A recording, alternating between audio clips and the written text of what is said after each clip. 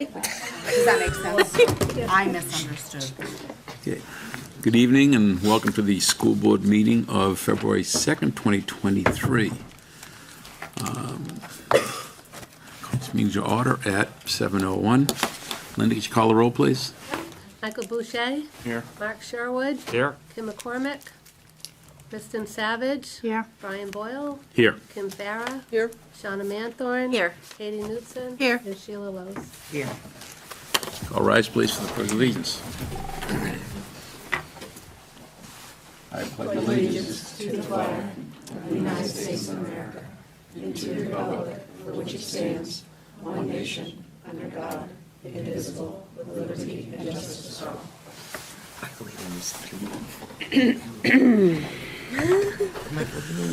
Okay, our first order of business here, we have approval of minutes, January 26th. We have non-publics also. Okay, Yeah. Super has those, okay. Thank you, Sheila. Let's go for these publics first.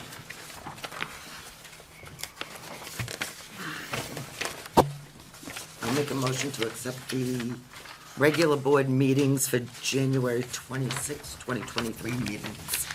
Second. Motion made and second. Any discussion? Just Mark? one at the very end, under other business, Mr. Sherwood asked the board for feedback for making friendly requests to the TTA, et cetera.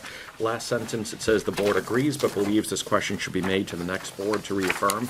I think the way we ended is the board agreed. Additionally, I said that I would be approaching the next board to reaffirm the statement as well. Just a little bit nebulous. Okay, I think that's it. Okay, outside of that seems pretty. All those in favor? We have 1, 2, 3, 4, 5, 6, 7 opposed. Abstentions. 701. No, it can't be 702, it's 602. 01, I said. 602. Kristen's abstaining. You're abstaining, I'm sorry. abstaining, yeah. Oh, I'm sorry, 602. 602, I'm sorry. Oh, sorry, Kim's on. Okay, I'll make a motion to accept the we have minutes here, non-public minutes. non-public sealed minutes of January 26, 2023. Second.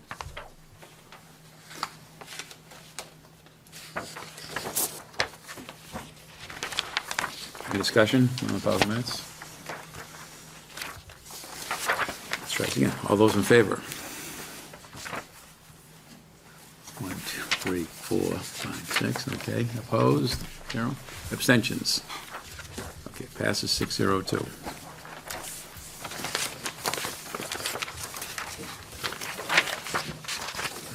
Do we have any delegates this evening? No delegates? No, no delegates. Okay, thank you. Student rep, welcome back, buddy. Thank you. Very happy to be back. Yes. I'd like to start off by saying that the high school has hit kind of a dry spell on the happenings going on right now. But the 13th annual Project Hope fashion show will be held on March 11th. The theme this year is Greece. There will be music performances and 6 themed walks that students will be modeling in. My Fair Lady rehearsals began on January 30th. February 17th and 18th is the 14-hour play. On the other hand, the elementary schools had a lot to say. Atkinson Academy, the well failed on Monday, January 30th, late morning, prompting an early release due to the lack of water. Atkinson Academy thanks the students, family, bus company, and the middle school for helping for a very smooth dismissal. Tuesday was a distant learning day due to the lack of water also. The repairs were completed late Tuesday afternoon. Special thanks to the Academy staff for pulling it all together for the distance learning day, including all those that assisted in distributing nearly 100 Chromebooks early Tuesday morning. Thanks to Timberlane maintenance staff for their quick response and resolution. The Atkinson Academy Sweetheart Dance is happening this Friday, February 3rd.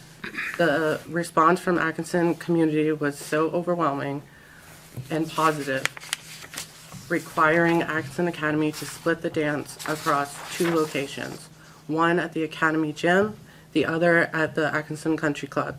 Thanks to the PTA and the Atkinson Country Club for making this event possible. Day 100 Readathon Challenge in grades K through 2. Next Thursday, February 9th, is the 100th day of school. The Academy's long-standing tradition at Atkinson Academy is for kindergartners, first and second graders, to celebrate their special milestone with fun Day 100 activities. But more importantly, by helping to put books into the hands of other children to help promote the same love of reading that the Academy has. This year, Atkinson Academy plans to raise funds to the Upper Room, a local family resource center. They have provided services to individuals and families and at-risk youth throughout southern New Hampshire. Atkinson Academy thanks the community for all their support. Fairy Tale Ball in kindergarten, students are busy building their castles in preparation for the Fairy Tale Ball. As part of the Fairy Tale unit, students are working on skills such as comparing and contrasting fairy tales, making fractured fairy tales, rhyming, etc. The ball happens later this week. Danville. Students involved in the orchestra, strings, or chorus programs provided an amazing concert at the Performing Arts Center on January 11th. It was an excellent display of our district's commitment to the fine arts and allowed students to shine on stage in front of friends and family. Information has been released regarding information nights for incoming pre-K and kindergarten students. A district-wide preschool and pre-K information night will be held at the Learning Center at Sandown Central School on Wednesday, April 12, 2023, from 6 to 7 p.m. Danville School will be holding a kindergarten information night on Wednesday, March 8th, 2023. In the Danville School Gymnasium, registration for next school year is now open and available on the school website. Progress reports and mid-year iReady family reports were sent home for all kindergarten through 5th grade this past Friday, January 27th. Pollard. The New Hampshire Kid Governor inauguration was delayed due to the weather 2 times, but is now scheduled for this coming Monday, the 6th of February, from 10 to 11:30. The 5th graders are very excited for the experience. Pollard will share updates with the school board and community regarding the work that Hayden Simmons will be leading and how others can support the cause. The Pollard PTA Pasta for Penguins Spaghetti Dinner night is today. Tickets must have been purchased in advance. Thank you to the PTA for holding this community event. Information has been released regarding pre-K and kindergarten information nights also. Pollard will be holding a kindergarten information night on Monday, March 6th from 6 to 7 p.m. and is holding a district-wide preschool and pre-K information night at the Learning Center at Sandown Central on Wednesday, April 12th from 6 to 7 p.m. Pollard is asking families to register by April 15th, 2023. The registration process for next school year is now open and available online. Progress reports and iReady reports were sent home for all kindergarten through 5th grade this past Friday. Sandown Central students and staff have been busy since returning from the holiday break. Preschool students continue to investigate everything about winter. Pre-K students are learning about the sounds in their names and investigating name meanings. kindergarten students have completed mid-year assessments, and new inventions groups have begun. And some of Sandown Central's kindergarten students are learning about famous bridges and are building and designing their own bridges during play. Sandown North, after learning about a variety of geometry concepts, fourth graders made Geometry Town maps. Their maps included parallel and perpendicular streets, a variety of shapes, lines, rays, and segments. Their maps display their math knowledge as well as the creativity with students making towns like Candy Village and Superhero Land. After a long absence, Sandown North will be hosting Bingo for Books on Friday, February 17th from 6:30 to 8:30 p.m. for Sandown North families. They are excited to bring back this favorite activity. February is American Heart Month. Sandown North's Wellness Committee is promoting healthy habits for a healthy heart, starting with Wear Red Day, Friday, February 3rd, and Get Caught Eating a Healthy Snack all next week. Staff will be on the lookout for students eating a nutritious snack and snapping their picture to share at Sandown's Summit Meeting. That concludes my spiel. Thank you. Okay, I'm going to take, added a little agenda item. I exchanged emails last night with our new TTA president, so at this point I'd like to ask Mr. Lou Broad to come up. Mr. Broad, aren't you like back again? Yeah. Okay, it's not new, it's back again. Good. Thank you for letting me introduce myself to those who don't know me. My name is Lou Broad, and as a result of a special election, as of today, I am the new president of the Timberlane Teachers Association. I'm not new to this. This is my 29th year at Timberlane. I've taught chemistry, physics, meteorology, space science, algebra 2, English. I've been the first robotics advisor, I've been the yearbook advisor, I've been the science department coordinator, I've been featured in the comedy shows and the improv, I've even been in 4 of the musicals. I brought 4 substantial grants to this district. I've received a New Hampshire Excellence in Education Award, an Eddie. It's really a cute little bell that sits on your desk. I love it. I've been recognized as one of the top science teachers in the country, having received the Presidential Award for Excellence in Mathematics and Science Teaching. So I am deeply entrenched, dedicated to the workings, the culture, and the history that is Timberlane. I served as president of the TTA from 2010 to 2016, worked through 3 negotiations. I have been involved in I don't know how many different district initiatives, blizzard bags, competencies, block classes, Sandown restructuring, a whole bunch more. And I was the driving force behind the restructuring, the very cooperative and successful restructuring of evaluations. So that's far from an exhaustive list. So I'm here to say I'm the new president. I hope to bring forward a very positive relationship. First and foremost, I do want to work through a successful, fair, and productive contract cycle. I plan to address and assess effectiveness of communications between the union, the superintendent, the school board, the community. I hope to work on improving climate and operations. I really want to find a way to elevate the voices of those that support teachers, unions, school board, district. They're out there, but they're not as vocal as we would like them to be. I look forward to working with the superintendent and the board. Please attend the deliberative session. Please vote in March. Please support the warrant articles. Please especially support the contracts for staff and teachers.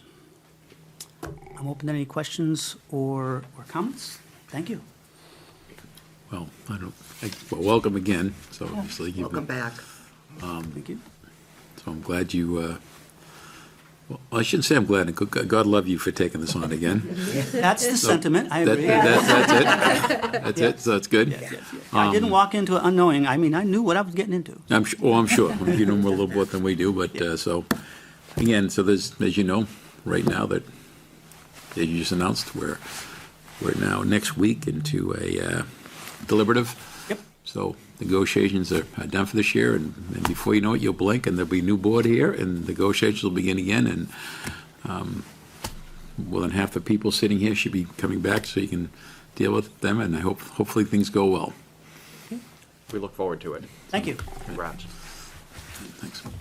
Thank you, Mr. Broad, and also I want to thank Coral Hampy, our previous president, for all of the work that she's done. Thank you. Thank you.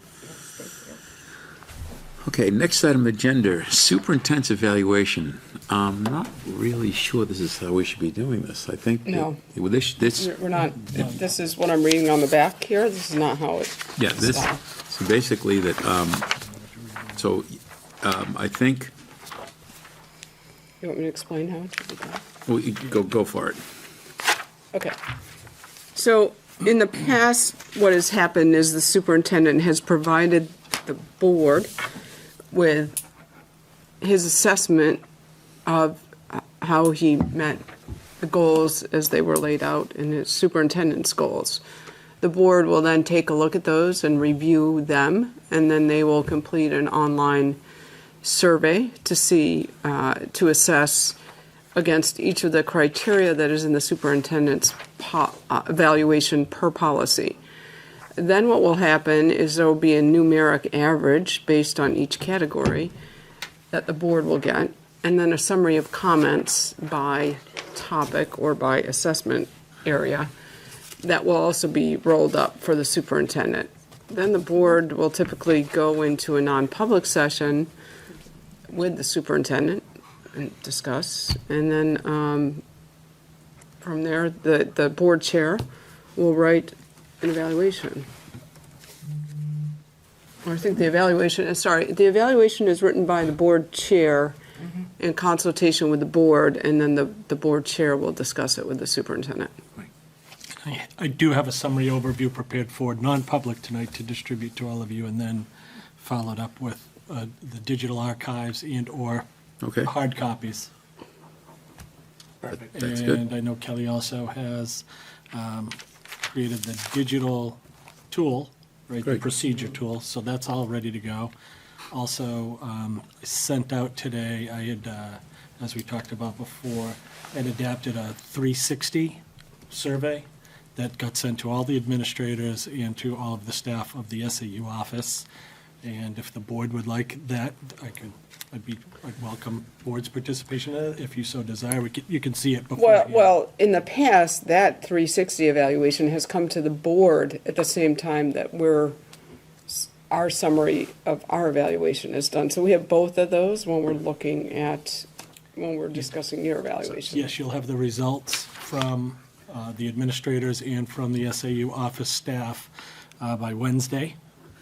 And all of the archives, digital and/or hard copy by Wednesday to review.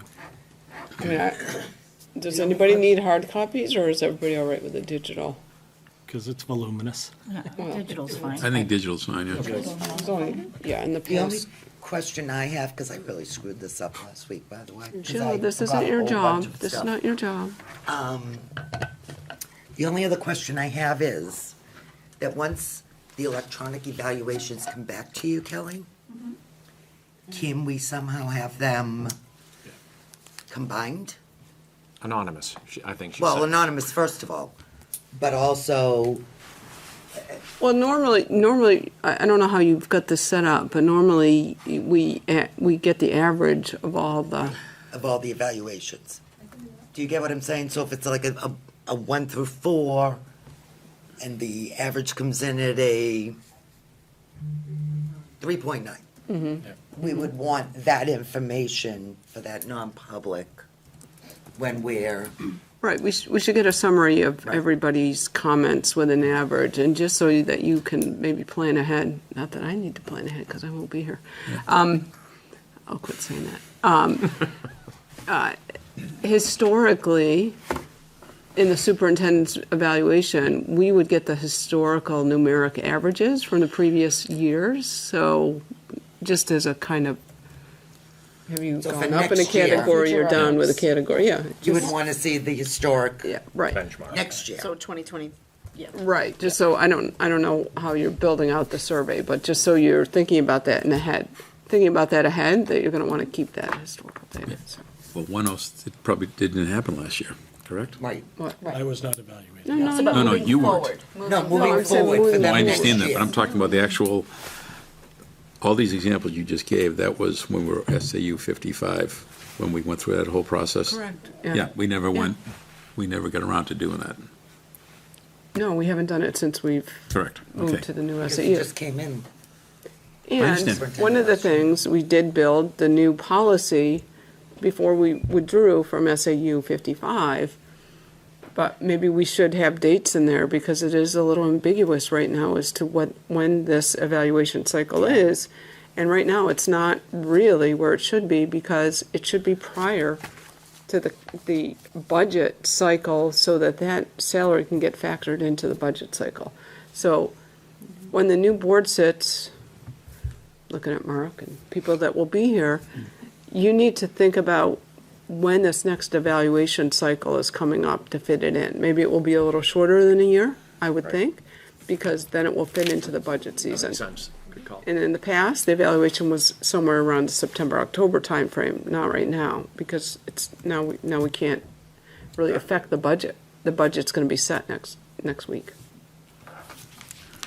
Good suggestion. Okay, so we'll deal with it a little later on, non-public. Can I just ask a question about the whole process? So Kelly, you set up the electronic, are the results going to Kelly? Or are they going to HR? Results, excuse me, the results of the school board using the tool, the procedures tool, they're going to Kelly or wherever, Shouldn't they they- can go wherever you want them to go. I would think that they would go to HR and not to Kelly, where she's your assistant. Not knowing what anyone might comment or want to say, I would think they should go to HR and not Kelly. Yes. No offense, Kelly, no, but just. I My mean, guess is in the past that they did go to the executives. I'm not saying that did. was They did, correct. they went did. right to But the I know executive. that's where they Good went. point. Yeah, we know. It is a good point. No, I don't So disagree we with set you, it up to go Kristen. to Fran. Yes. Yeah. So, I don't disagree. And I'm sure that breaks your heart, Kelly. Probably nothing that you'll say that she hasn't already said about. no, but I just, No, no, but- either way, I just, one No, way or the that is- other. that's It's the for correct way your to do sake it, and though. for hers, and, I mean, Right. and just to keep everything. Puts Fran right in the smack Fran middle loves of this it, stuff, but- no, so. Okay. Okay, moving along here. Preschool and pre-K enrollment. Come on down, Lucy. I'm going back. I have another one, Oh, so I want to go back. oh, okay. Step over. Yep. Back to preschool. Please, go ahead. So in your packet, you'll just see the current numbers of our preschool, pre-K programs across the district. I'm happy to answer any questions and happy to share that we have quite a few registrations as of yesterday when registration opened and 16 finalized, ready on lists. This is a great start. For threes or twos or fours? For threes, fours, and K. Reformed. But the finalized process requires paperwork to be brought into school and Right. all of that. So Mr. Henderson let registration go live yesterday at 4 a.m. And by 9:30, we had our first completely finalized registration, Great. signed up, and we're rolling. So any questions you have about that current enrollment? Mark, I'm going to kind of go through this for you because you're going to need to know this for next year. Thank you, Sheila. Okay. Because I had to do this with Steve thinking that he could run with it. The first line was seeing, the first two lines was seeing here, the Thursday preschool, Tuesday, Thursday, Wednesday, Friday. Those are the 3-year-olds, Yes. okay? The next one down for Sandown Central is the 4-year-olds. And then pre-K, the 4-year-olds go automatically to their own schools in their own towns. So you have Atkinson, Danville, and Pollard. Are these numbers low? Our preschool numbers were low this year. Oh, right? You'll remember the time where we couldn't track it because it was so chaotic. There was different days, different sessions. We're cleaner this year now that we're doing those 2 days. And next year with 4 half days, my hope is that it's even easier to follow. But definitely preschool numbers were low. We had an increase in our pre-K numbers this year. So we're kind of seeing that trend. I can tell you that based on our 3-year-olds right now, Danville already has 14 pre-kindergarten students going, so we're starting to see it climb back up. Okay. And the reason why I'm saying this is because that 4 in the afternoon really, now, why? Other than accommodating a parent, why? No, very good question. We used to offer 9 different sessions. We've come down to offering 6 different sessions. Where you see our numbers with a slash, those are That's 2 regular classes. education programs. Those are 2 classes. Where you see those single digits for preschool, that is our special ed setting class. And therefore, that classroom only has students with special education identification. We also, that is our transitional 3s. In the number 4 that come to school, they weren't 3 by September 30th, so they Right. could not enroll in the preschool program, but they turned 3 throughout the school year. Right. So we take them in when they turn So, 3. for our transitional program. Right. So that actually, that program is not a regular ed program. Okay, but, isn't there, I thought there were laws that we had to have ratios for these kids. I They're thought they under had to be in a regular setting. The setting is decided by the IEP team, and more often than not, for students that are sometimes called pre-3s or transitional 3s, a special ed setting is pretty typical, because you're looking at developmental skills really prior to their 3-year-old school year. So that same standard for participation with non-disabled peers in the least restrictive environment isn't quite the same. Okay. Sorry, Miss Evie. No, I That's my old completely world understand what you're kicking right saying, in. because I'm Yeah. trying to get into the special ed side of it. Right. But, I'm sorry. Sorry. That 4, that's ugly to me. I'll be honest with you, I'm not thrilled with that. That's a lot of funding that we couldn't get into the AM schedule. I just think it needs to be looked at a little bit better. How many kindergartens do we have at Sandown Central right now? Right now, we're running 3 full-day classes and a half-day AM with 20 kids in it. So we have just about 200 kids in that school. About 160, 70. I think 100. Right now, we have 96 in your pre-Ks, in your preschool. But they don't come every day. I understand. Yes. But we have kindergarten is coming twice a week too, correct? Kindergarten's there every day. Every day. So we have So you about have 3 80 full classes. 80 kindergartners. So 80 kindergartners. So you're looking at about 170, yeah. Right? In the building? Okay. The reason why we opened up this building way back when I was on this committee, was to have a building specializing in this. Because there were so many kids back then that they couldn't fit them in the schools. We didn't have the room at Pollard anymore. So this was the, let's shut down Sandown Central, oh, let's open up Sandown Central, let's all move them there. But, you know, it's a good-sized building for 200 kids. That's my thing, is that, you know, for the heating and the lighting and all that, we need to keep these numbers up. We need to keep the numbers up. That's my biggest concern with this. Agree. And that is part of our decision to move to 4 half days for threes. Many of the families who call say they just can't do 2 days a week, and so they don't enroll. And so, right, we're anticipating that our preschool program will increase, which therefore then should increase our pre-kindergarten program as they move up. So absolutely agree with you. We're trying to increase enrollment and take advantage of the space that we have. Yeah, because I remember these numbers being like at $1.34 at times. Way back when this first kicked in, the numbers were a lot higher. So I get what you're trying to do. I see where you're going with this, Lucy. I get it. You're taking all the feedback and you're trying to fit it so that it brings in more people, more services, etc. More opportunities for learning. More from- opportunities, at but an earlier- unfortunately, Yep. you know, especially in Sandown, you know, we got a lot of two-parent working families. It's hard to get these kids there. It is. So, I mean, I get that also.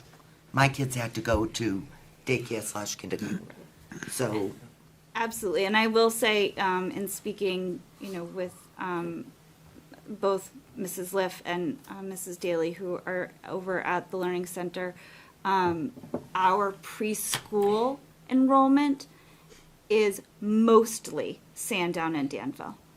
Our 3-year-olds who are from Atkinson and Pollard don't enroll there, and Right. it's because of location partly. So we have to think about how we can now grow even more to Right. them. okay, thank you. Right? Just for clarification purposes, that PM class for the preschool Tuesday, Thursday, the one that has the 4, would my understanding be correct that children turn 3 year-round, so as they receive their 3rd birthday and enter into school, that might be For a those classroom for them? for those students who are identified. Correct. Right, by law, we currently do not bring in students who turn 3 Right, who are I mean, typical peers. Correct. Yes. So that 4 in a few weeks, if we have a bunch of 3-year-olds that are identified and qualify, would go into that. Same class. Got it. So that number would increase. Right. Okay. Students who are identified for special education, if they haven't been turned 3 by September 30th, we have to provide a special education program and implement their IEP in a placement on their 3rd birthday. Right. So it is rolling. It's a, No, constantly I know rolling that. in. That's my point, actually, is Yeah, that it's because it's constantly rolling, rolling in. that number would change. And in addition to that, we do have students who come in for drop-in services who do not stay for those 2 afternoons, but technically are in that same class. Do you know about how many students that is? It's less than a handful at this Got it. point. Okay. They don't show up represented in the numbers because they do just come in for their service. But All righty, thank you. thank you, Lucy. Okay, next on the agenda is first read Forensic Science Evening Division. I believe, Mark?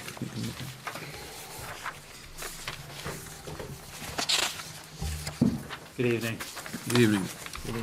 In your packets is a executive summary and then some supporting documents to go with this board, asking this board to accept for first read tonight and then second read at your next meeting, a new curriculum to be offered at the high school.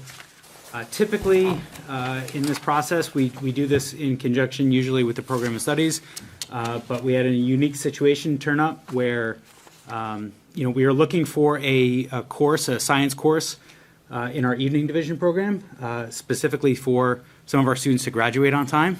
We needed to run a new science course, and the opportunity presented itself to run this course. But we wanted to make sure that we went through the process, to have it go through the written curriculum with the teacher, the CIA for the science department, Monica Rogers and I worked together on this, and then brought it through curriculum and assessment committee, and then we bring it here to you. So typically it is a course description, all of the competencies listed, the units and any budgetary impact, which there is no budgetary impact, and then the curriculum in the UBD or understanding by design format. Usually it's just the first curriculum unit, but all 3 curriculum units are in the packet for you tonight. So we're hoping to, if this gets approved, run this in this spring semester of evening division to ensure that some of our students who are enrolled in evening division can get that another half credit of a science elective. And this would run, I believe it's like in the April to June timeframe. And hopefully they can, get that course in order to graduate on time.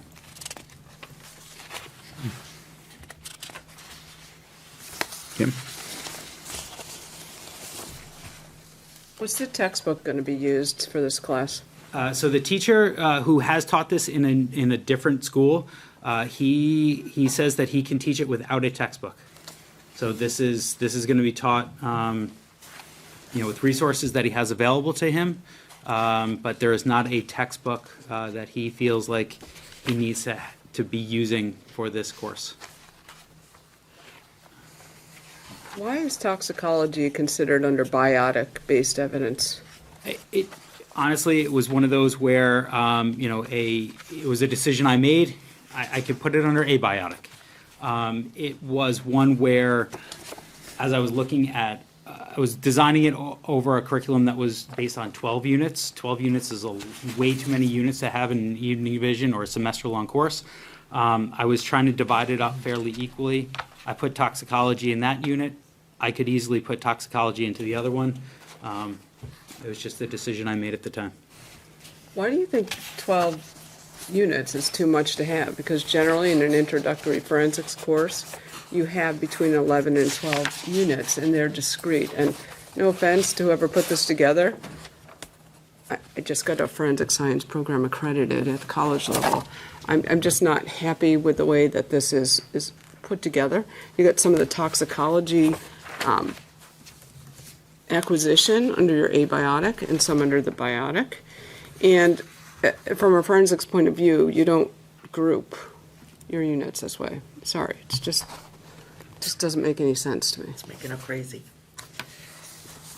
Sorry, it is. I'd rather not. I'd rather see it split the way that a traditional forensic science program would be split up in terms of physical evidence, crime scene investigations, serology, biology, and then inorganic evidence or toxicology. This just doesn't seem to be cohesive the way it's written. Okay. Thank you for that feedback. What? I'm impressed this is even offered at the high school level. Well, don't get me started. Okay. I'll second that. It's not unusual to be offered at the high school level. But students should understand that forensic science is the application of science to the law. And at the college level, I consider it one of the most difficult majors now because it's been moving towards accreditation. And it's a combination of chemistry and biology. Students have to take general chem, organic chem, forensic science 1 and 2. They have to take biology. If they're going to do DNA analysis, they have to take molecular biology and microbiology. So it always worries me when we're offering forensics at the high school level and then students think they're going to go be CSIs. Forensic science and crime scene investigation are two discrete disciplines. They're not the same. So that's my I think like pitch. a lot of our science classes, this is an introduction. I wouldn't say a student taking a marine biology class is going to go be a marine biologist. It's really just as an introduction to expose students to the sciences. Is really going to focus on science skills. They are going to be doing some science interpretation and interpretation of DNA evidence, things like that. But by no means are we training kids to be forensic evidence technicians out there, working at CSI. I hear what you're saying. And that's I'm not implying that, but as well as I do, a lot of kids take one marine biology course and then they go to college for marine biology. It's hopefully trying to get them interested in those fields and understanding that these are just sort of those introductory courses to get them interested in those things and give them an overview of the application of science in the real world. But obviously not training them to the extent of that they would get at a collegiate level in those areas. If I could ask, is your concern primarily the organization of the coursework and how it's divided, or the fact that this is perhaps a course of study that it's too inclusive to be offered for half a credit for an evening? That's overreaching. No, I don't have a problem with that, and all for getting students interested in science, in forensic sciences, is an applied science. So no, I'm just a little concerned with the way that the units were grouped together. It's sloppy in your mind. Well, no, I don't. No, It's just, it's, well. I'm trying to Yes, parse out yeah. what. I think it would have been better to make more units than to try to compress things into the two you have. And I don't mean to disparage what you've done. It was just an unusual way of grouping units. Again, most of our other science classes, even full-year science classes, have about 4 units. The way that they're organized, it's very large units. It's not saying that you can only have like 3 tests. It's Right, just right. the way that UPD curriculum is written. They're written with the purposeful, large thematic units that then can be broken up further. So in most of our half or semester-long courses, there's really only 3-4 units in that course in the UBD format. So I understand what you're saying, that each one of those components, and again, other curriculum that I looked at had every single one of those at their own distinct unit. And it could easily be done that way, there'd just be a lot of repetition. And so I could go back and No, you don't. make it be 12 units. Maybe the thing that would appease me, and you don't have to appease me, is taking, instead of saying Unit 2 biotic-based evidence, take biotic-based right out of there and just list what topics are in Unit 2. That's what I was gonna suggest, just change your unit. Just take biotic-based evidence and abiotic out of there and just have whatever Evidence the 1 and topics evidence are. 2. I can do Just- that. Yeah, it's just, I think it would just make it cleaner, that's all. Aren't you glad them actually called professor and the lawyer? Was there any discussion about the title of the course and putting it as Introduction to Forensic Science? And would that make things?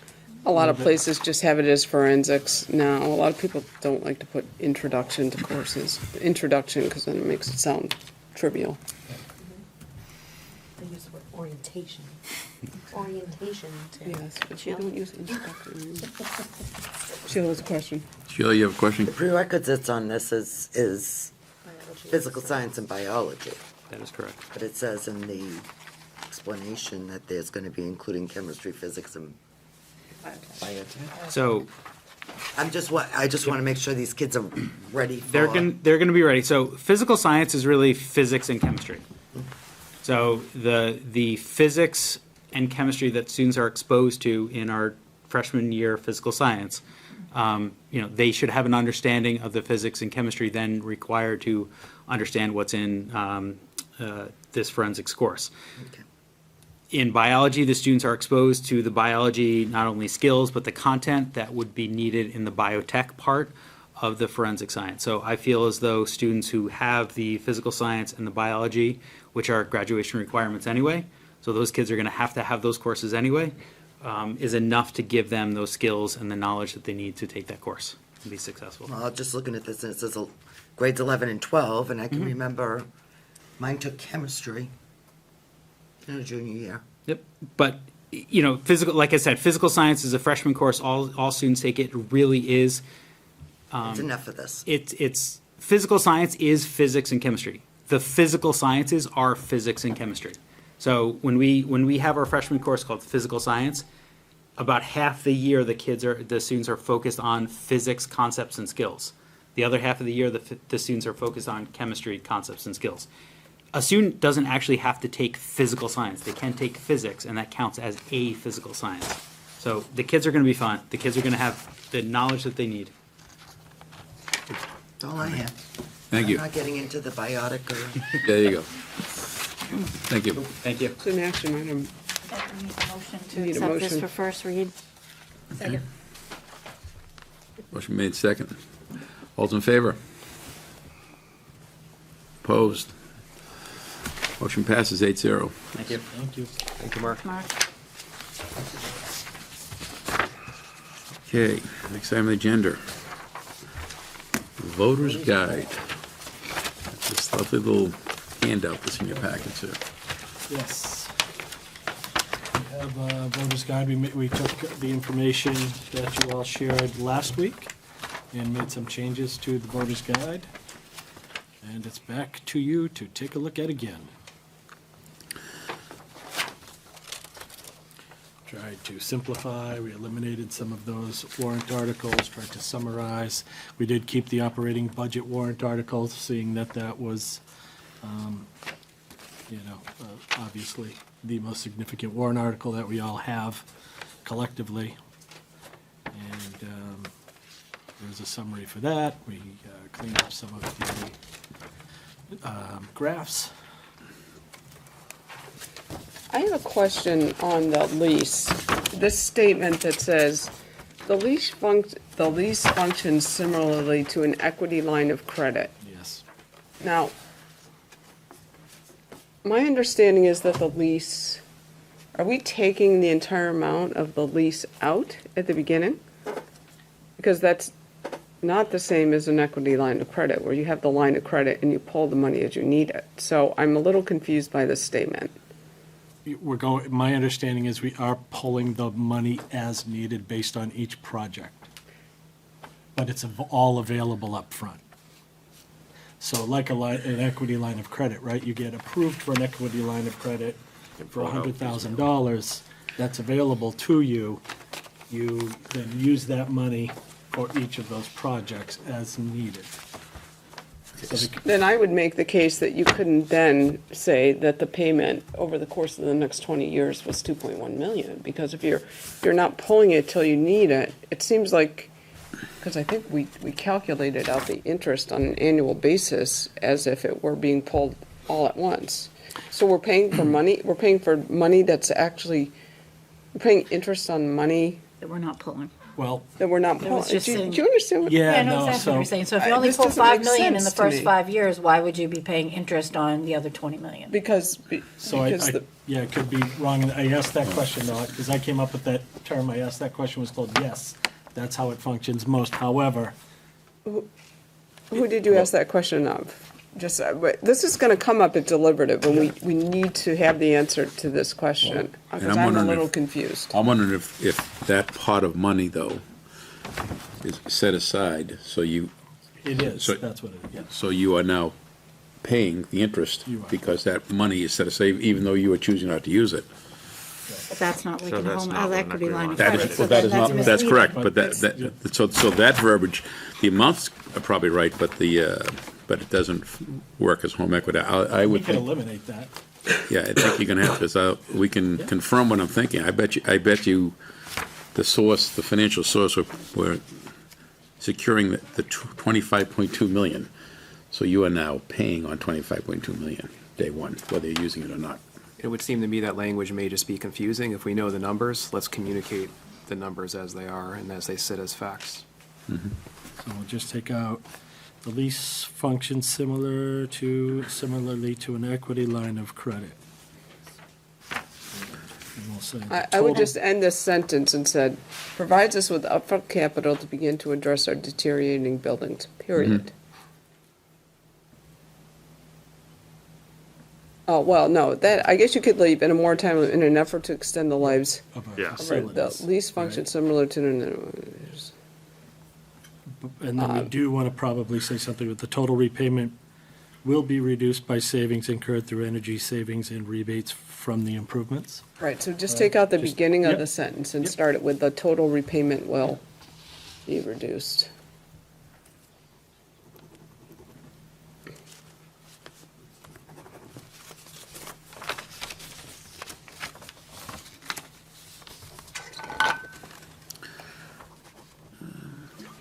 I wasn't at the last meeting, but I know this is less verbiage than last time, but I still think it's too much. This is pared down quite a bit from last time. I- Yeah, no, I'm not I do agree, disagreeing with you. but Mark, you know how much people read nowadays. Yes. The attention span of, But have you seen the colors? well, it's the colors are nice. I do like the colors. I mean, I'm just trying to get something that will, Yeah, no, Yeah, it's, and when I open this and I see a 9.1% increase, because that's what's gonna stare me in the face, that's not where I'd put that. I agree. That was the first thing that I thought of as well. That's the first thing I see when I open. I read this because I Yeah. get it. This is too many words for me to read. Okay. Reading.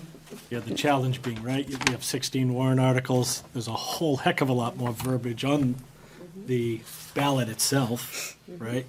So we're trying to, I hear you, I'm not disagreeing, it's, how do we provide enough I information? like the bar graphs. I like the like that the graphs. numbers are there, so it's fully out there, but I don't know whether we need to advertise that it's, 9+% increase. Yeah, I don't think I'd It's almost advertise a it. counter sale. I'm afraid people get hung up with that and stop reading the rest. I know. I almost wonder if.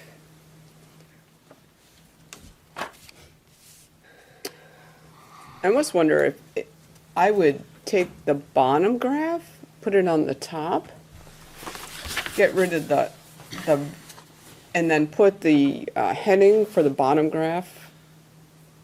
Actually, I guess you could leave it, but I'd make it bigger. Because then they're seeing because when you open this, first thing that strikes you, it's going to be the bar graph showing the increase. And then the next thing you're going to want to know is what the major budget drivers are. Yep. And you kill wanna- the verbiage in the middle. Right. Yes. I think so. Okay, so let me just, so you want the bar graph at the top where the pie graph is? The description of the variance eliminated completely?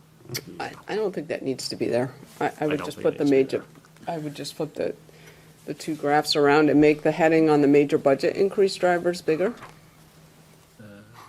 It's tougher, though. I mean, I like your thought, but the actual, you say making it bigger, you're No, I'm talking, saying make the title list bigger, that's all. Yeah. So people could, Sure. it'll. Jump out. Jump out, or put it in bold or something.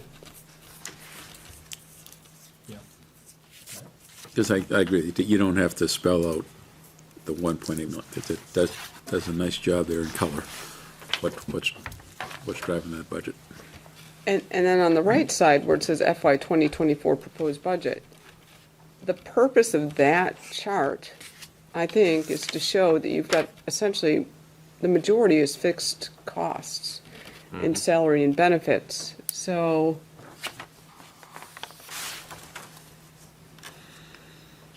Yeah, how do we suggest that? How do we point that out? That's probably the verbiage at the top. The proposed budget contains financial obligations and recommendations regarding the operating budget, capital improvements, and staff salaries and benefits.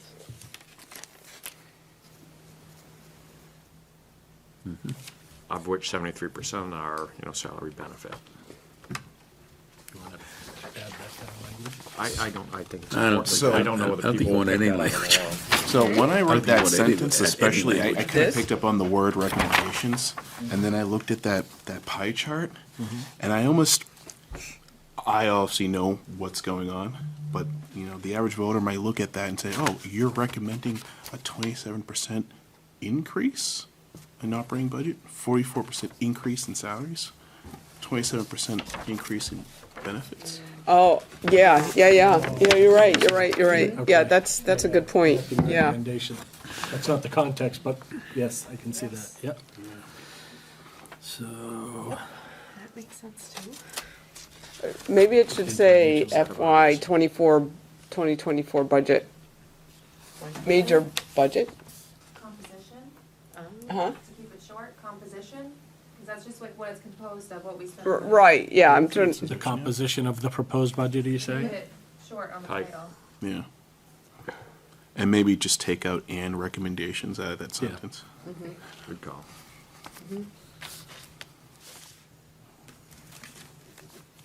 Do we even want that chart in there?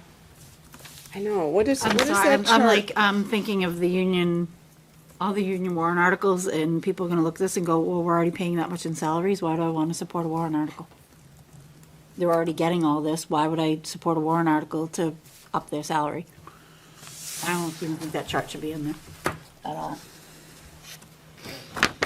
Unless you add a sentence and you explain to the voters that the district is the number one The voters aren't employer. gonna read. No. That's the problem. I mean, I hate to That's say it, they're gonna look at a picture. They're gonna look at a picture and they're gonna see that and go, wow, we're already paying 49% of this whole amount in salaries, and they want an increase in, in, I got to think that a voter must recognize that when you look at a school, the budget, the bulk of your budget is people who work. no, they don't. No. I know, and you gotta realize then you have this group that doesn't. Come on. You know. Are you serious? What do you I'm think it totally is? serious. I'm Goes to serious. us. We know. We take all the money out. Oh, We're getting all the big bucks that are going, yeah. No, that your average voter has no idea, they have no idea that the school is even the driver of the budget in your towns. The They people go that are and at yell the at the deliberative selectmen every session time. know agree what's with you. going on. Absolutely. There's the They have House no of idea. Select. The people that pick this up and just read it aren't gonna read it. They're gonna look at a couple of colorful pictures and That's why go, I'm trying to reduce, yeah. So if we remove not gonna read the it. verbiage and I mean, it's that beautiful, proposed budget but- image, right, and move up the Article 3 lease purchase agreement, then the Article 3 summary can go right underneath. which it should be. You shouldn't Is have two where it should different be. It pages. shouldn't have to be a page turn. I'm just, I'm again, in favor those of that warrant too, Kristen. articles need to, I am they too. need the best chance to pass. Absolutely. Yes. They need to pass, and I see a chart like that, and I'm somebody that doesn't really know what's going on, and I just see the chart, and I see those warrant articles, I'm not voting for them, I'm in favor of removing it. so. So you think remove all the top verbiage on the outside, put Article 3 at the top? Yes. Then flip the page. When you look. Oh, yeah, the you don't wanna summary's flip here. the We don't page. wanna do that. They Yeah, should no, be no, no, together. no, that So needs if to we be, got rid of this, then this could move up, this could yeah, come over. that needs to be, Is that- Article 3 with summary needs to be on the right-hand side of this. So if we removed that. Chances of somebody flipping this over are, Slim to none. I'm gonna say, I don't know about anybody else, but with the burgundy, which again is beautiful, my eyes don't, I Yeah. don't focus on any of that. That's the I focus problem. on the white and those pie chart, and that's all that's what sticks out Yeah. to me. Yeah. Everything Yeah. else just kind of becomes a cloud. So I'm just seeing those charts, and Your bar graph at the bottom needs the y-axis labeled. which one? The bar graph at the bottom At the bottom needs the y-axis. labeled. Oh, yeah. Oh, we have the labels on the bars themselves. Right. Doesn't matter though, you still You need still something need on it. that Yep. axis. You don't have to put the actual dollars on the axis, just put, well, you could just put dollars, you don't have to put numeric values Right. onto the y-axis. Yeah, you could do something as simple as that, but Yeah, you just- need to identify You it though. need to identify, it. Yeah. But back to Kristen's point, and, yeah, the purple, I don't, doesn't, Or maroon? maroon. Oh, the- I don't know. I It looks a little purple to me too. I'm like, wait a Your minute, there's no sweatshirt is purple. like. I only have basic colors in my mind, so. Katie's I have sweatshirt red is purple. Okay, 80 sweater, whatever, okay, maroon, lavender. okay. I would say just leave the Timberlane school district symbol on the front in color and then leave everything else in black and white. I would Except go, for yeah. the pie charts, the charts. Yeah, Yep. they're more legible. Because the It'll pack's save gonna money be in dark printing, too, so. Because of color. We're printing them ourselves. You are. So see? Even better. Well, I- it's not necessarily cheap, actually. Some are gonna go to the printer, but for Saturday, getting them to the annual. To be Why, ready. why are we worried? Town meetings. Why are we worried about getting them to the town meetings? Because Because that's the Oh, focus That's for money. where that is a people good are place to going go. to be. The people yeah, that but they don't vote- even Yeah, read go the to those town typically. stuff. No, no, And we're they, gonna give a them- lot of They're them at the do go there. deliberative. Yeah, they're at the, in our town, that's the biggest show in town, and those Yeah. are the voters. Those are the people that vote, and they So you're generally doing it vote just no. for the idea to get this into their hands this so they into their take it hands. home? But we also want to get to, I think to Mr. Broad's point earlier, we want to get this into the hands of those who maybe don't vote or haven't voted historically. And with that's who we need to, greater participation in our deliberative session and in our voting. Well, All right. Well, can but- I, Go ahead, Kristen. We still need So- to, let's work on this and then talk about. so we're gonna take out this little chart here. And then we're gonna bump up 3 here, so all of 3 It's on one. is on that thing. So can we get all of this center in the white in a column with this? Or at least All of this on the back, this, yeah. this information here that's sitting up by itself on the Yep. top of this middle column? all under this 4 through 11? You should be able to. I mean, you should be able to, because you're moving 3 over. You've been doing all this work, That should all Kelly. be, I see what you're saying. Kelly, you've been doing the, Well, Kelly is just sitting there banging her head against the wall. yes. I'm just saying, that should all be under one column. And then if you have, I guess, the Articles 12 through 16 summary up, but then you have all this extra blank space, which I'm not saying fill it with. But are we mailing these? Yes. That's the plan. We don't need this anymore. That's your mailer. Yeah, you need, you Okay, need that well, space that's for what I, mailing. okay. Yes. That's what I was getting at. Yes. There's your mailer to go to every resident on this card. That's why she left all that. You know, I don't see any compelling reason to actually put the article itself, the verbiage, into this. It's way too many words. People aren't gonna read it. Article. Every article, Every article, the you verbiage don't- is you don't- written it's and a not summary. Like, this is the exact. I don't see any reason to put For that any of verbiage in the a summary. articles? Huh? For any of the articles, and you mean even the I operating really budget? don't. I think The only one that needs to really be explained is the lease. Because anybody who votes knows Article 2 is the budget, all day long, every year. The only one that really needs to be explained, as far as I'm concerned, is the lease. Because that is brand new, out of the ordinary. Last time we did it was in, what, 2000? I think most people just look at pictures, but you will have 30% of the population that will actually read this. And I think having them read the article once before, then getting the explanation, before they go into their booth and their kid's at their hip and, or whatever, and they're just, looking to vote and get out, it may be good to have them, preview it beforehand. The other, More comfortable with it. one of the other reasons for having the article itself is we have to be very careful that we are not electioneering, and not having any factual information on there opens it up for a lot of interpretation. Well, then the only thing I'm gonna say in conjunction with that, and what Mark was just saying, Yeah. is going through the Articles 4 through 11 on the back. I mean, you just say that this is a summary of them, and I think you should at least put the title. So, like Article 4 would be I'm assuming the Timberlane Administrators Union. And then Article 6 is the Timberlane Administrative Assistants, Yep. because if you want them to identify Right, with an we did article here. number, yes, like Just you do it did the same there, way there. but put a title so that they know Yep. that that's what that is, so then they can And if they know. relate it when they go in there, that that's Yep. what that one Yep. went to. Right. I hate to do this and, key my car if you want, if I'm tracking here. This pie graph right here, instead of killing it completely, I wonder if it would be beneficial to put in a super small sliver and relabel that proposed increased salary, proposed increased operating budget, because that will look minuscule. And if the voters take a look at that and say, okay, so the salary increase we're looking for the unions, it's just a small sliver of pink in this big blue, it's really not that much. It'll give them some feeling proportionality that we're not asking for a lot.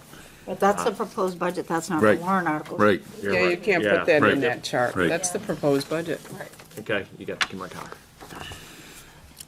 I'll make a suggestion here, because we were just talking about how having the whole warrant article is kind of too much to read. Why don't we just put it on the back?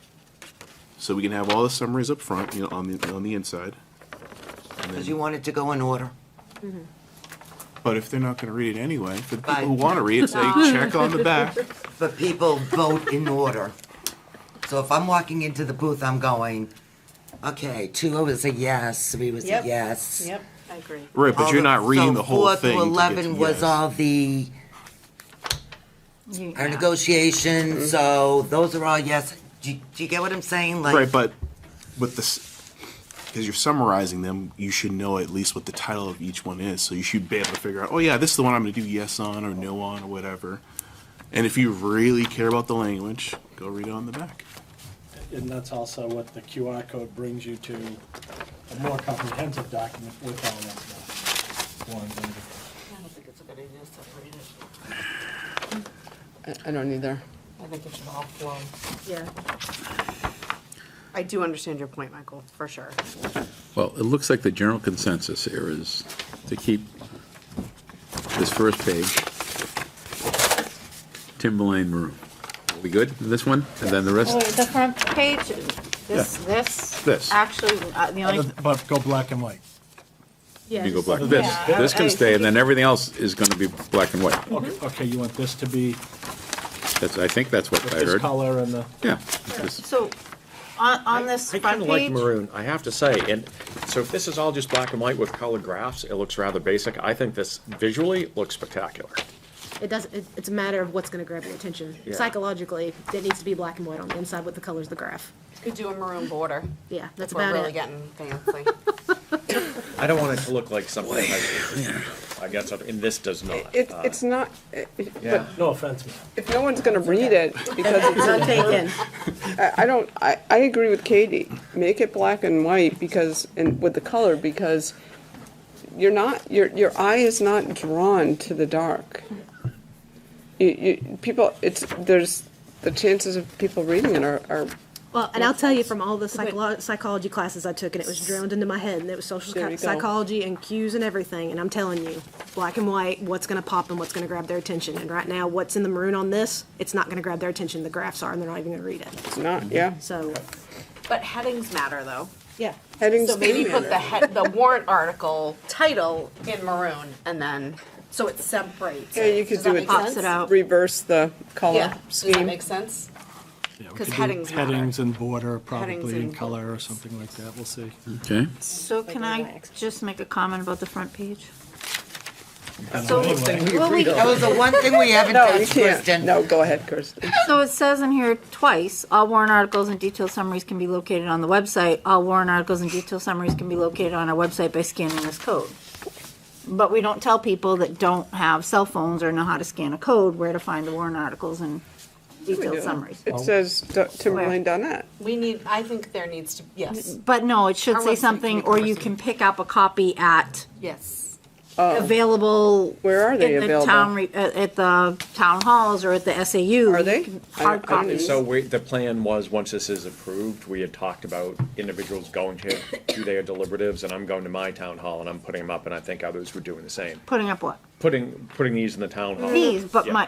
my point is, this says to find the articles, either go to our website or scan this code, but If you're an a older 75-year-old lady- person might not want, they have no clue how to scan the code. Ever try to go to a restaurant with somebody like that has no clue what they're doing and the menus on the code doesn't work? Sorry, Brian. Sorry, Brian, but I know where it's going. So they need to know where to pick up a physical copy Of the warrant. of the warrant articles, and it doesn't say, right now, it sounds like you can only find it on our website or the phone, and they're gonna go, well, I Well, don't have that. that's so true. forget Yeah, it. hard copies, Wait, yes. last year, we had the SAU distribute them to the town offices and the libraries, a certain number of copies. So that needs to happen. Yeah. And there used to be services that if they could not get to pick it up, they could call. Yes, and we would one mail be them. delivered or mailed to them, so. Yeah. I think when you shift this around and have a little space, you might want to put that in, because we want to Right. encourage them to Right. get a copy of it, but, Is town that halls, something the town libraries, our schools. yeah. Why not? And so we're Or asking. call In this if you office, of absolutely, course. yeah, if you need a copy, if you more can't get time, one, Mark. call and we'll arrange to Sorry, get a Mark. copy to All you. right, yeah, no worries. So we are officially asking the SAU now to distribute these to the town halls and the libraries. Yes? Huh? Yes. I think that's a wonderful idea.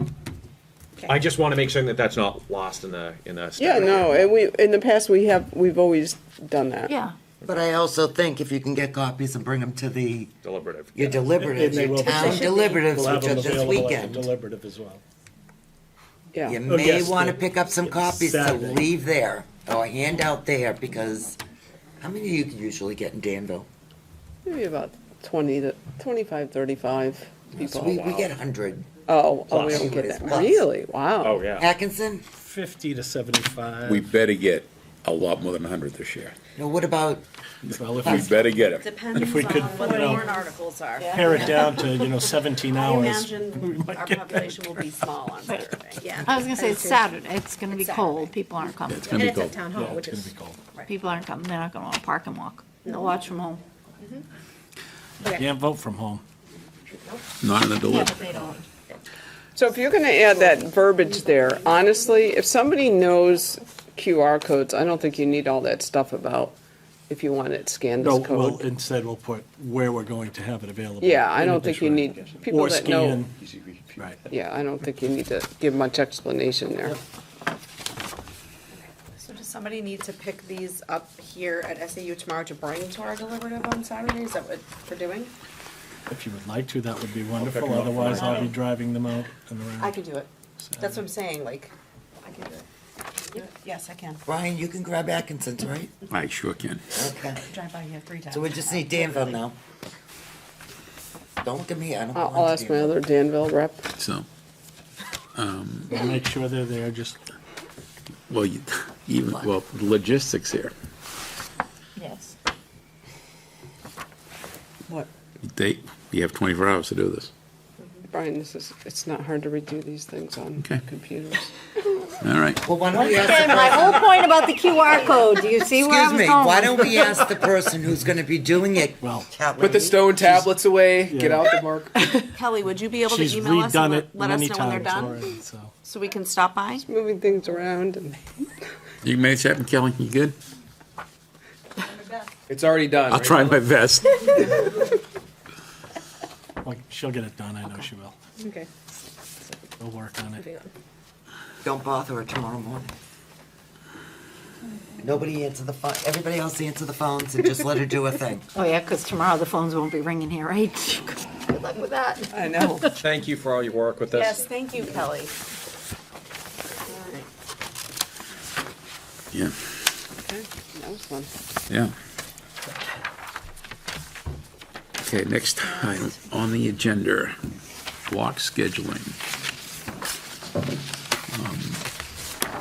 We have Mark and Sandy. Mark and Sandy. Hi, again. So we were asked to just put together some information on the background of the implementation of the extended learning block schedule or block scheduling at the middle and high schools, and including the Performing Arts Center, because I think you know we share our teachers across buildings through our music education program, theater program. And so really what we put together, we pulled through some historical documentation. Mark and I were both part of a lot of the work to research and implement that scheduling. We did go back through some minutes and things of that sort, but essentially this is just an overview of what we went through as a district prior to implementation, measures that were put in place for oversight, and kind of where we are at this point. I don't know what's going on behind me, but I'm just going to keep going. That's Kelly working on the. All right. Okay. She's, the pipes she's bursting inking, from the the cold. press. I don't know. So, in essence, back in 2015 and 16, there were conversations taking place across buildings at the secondary level with regard to investigating a potential shift to the extended block learning schedule. At the time, there was no preference with regard to the model of block schedule that would be preferential or potentially optimal for our students and our staff. But this was very much on the heels of a full comprehensive rewrite of our curriculum documents, K-12. Some of you were here on this board at the time when we brought those documents here. But essentially, those curriculum documents called for a higher level of application and extension and transfer of skills and knowledge. Those types of high-level depth of knowledge tasks required extended time for students to really dig into their learning. Performance-based assessment is not something that is easily completed in a 30 to 45-minute block of time, not just in science labs, right? So it's optimal for science labs to have extended time, but as a former world language teacher, even in a world language classroom, that extended time provided the ability to really implement some of the tasks that our curriculum was calling for. So that was something that was really a driving force behind the investigation. So a committee was formed. I mean, you can read through this, but in essence, there was a committee comprised of administrators, teachers across all grades, schools, and content areas. We had a wide array of, or I should just say both schools, of representation. Those educators visited other schools. They did some research on benefits and maybe not positives or potential pitfalls of block scheduling for different content areas. We had a lot of conversation. I know Dr. Farah was on the board at the time. We looked at the impact in different content areas, including world language and math, that are very skills-based and require regular and frequent repetition of skills to build on themselves. So, we had a lot of conversation. Members of that committee visited district schools, had conversations with other educators who were currently teaching on the block. All of that information was brought back to the committee. That committee ultimately made a recommendation to adopt an A-B rotational block, so 4 periods a day, 8 periods over 2 days, and the A-B rotation that we've had since 2017-18. So I just provided some examples of also community outreach. So some of you may remember we used to run what we call TPAF, which is the Timberline Parent Advisory Forum. So we did run a session on the potential shift to the block. That was an opportunity for information sharing, but also question and answers time. That recording, I actually found it. I was surprised that I still found it, but it is there. If that link is active, if you have it electronically, you're welcome to watch it. It's about 2 hours long. Some of you may have been there, but so that was great. It was probably one of our most highly attended sessions because it was of high interest at the time. So shortly after that, just the following month, the board officially voted to endorse that schedule. And so planning started almost immediately after that to shift to implementation, which required professional development at the schools to talk about instructional delivery models in a 90-minute block and how that would look different from what they had been doing in a 45-minute block. We provided opportunities for staff, if they wanted to visit other schools. And to visit schools and observe and shadow teachers who taught their content area in the block schedule. That was one option that teachers could opt into to start transitioning to the block. We had practice days where we ran what the block schedule would look like and in our buildings at both the middle and high school, so we could practice it with both our staff and our students. And it took, I didn't reference this, but there was a lot of time that was put in through our counseling department to set up the new schedule in Power School, which is not something that can happen overnight. There's not just a flip of a switch where you can just change the scheduling model and magically everything kind of falls into place. So that was a lot of time and effort that went into that. At the end of that year, when we were shifting to implementation, the Curriculum and Assessment Committee had a lot of conversation around this transition, and that committee voted to create a standing agenda item to have a regular block scheduling update from both the middle school and the high school. And also, our director of performing arts also came and gave us updates. But that was a standing monthly agenda item, and so depending on the time of the year, we looked at a variety of different types of feedback. Some of it was completely qualitative. We sent out a variety of surveys to staff, to students. How's it going? What are the benefits? What challenges have you experienced? What are things we should consider? And so just really open-ended questions. We would get that input at CNA, have conversations about it, and potentially put other measures in place to address some of those.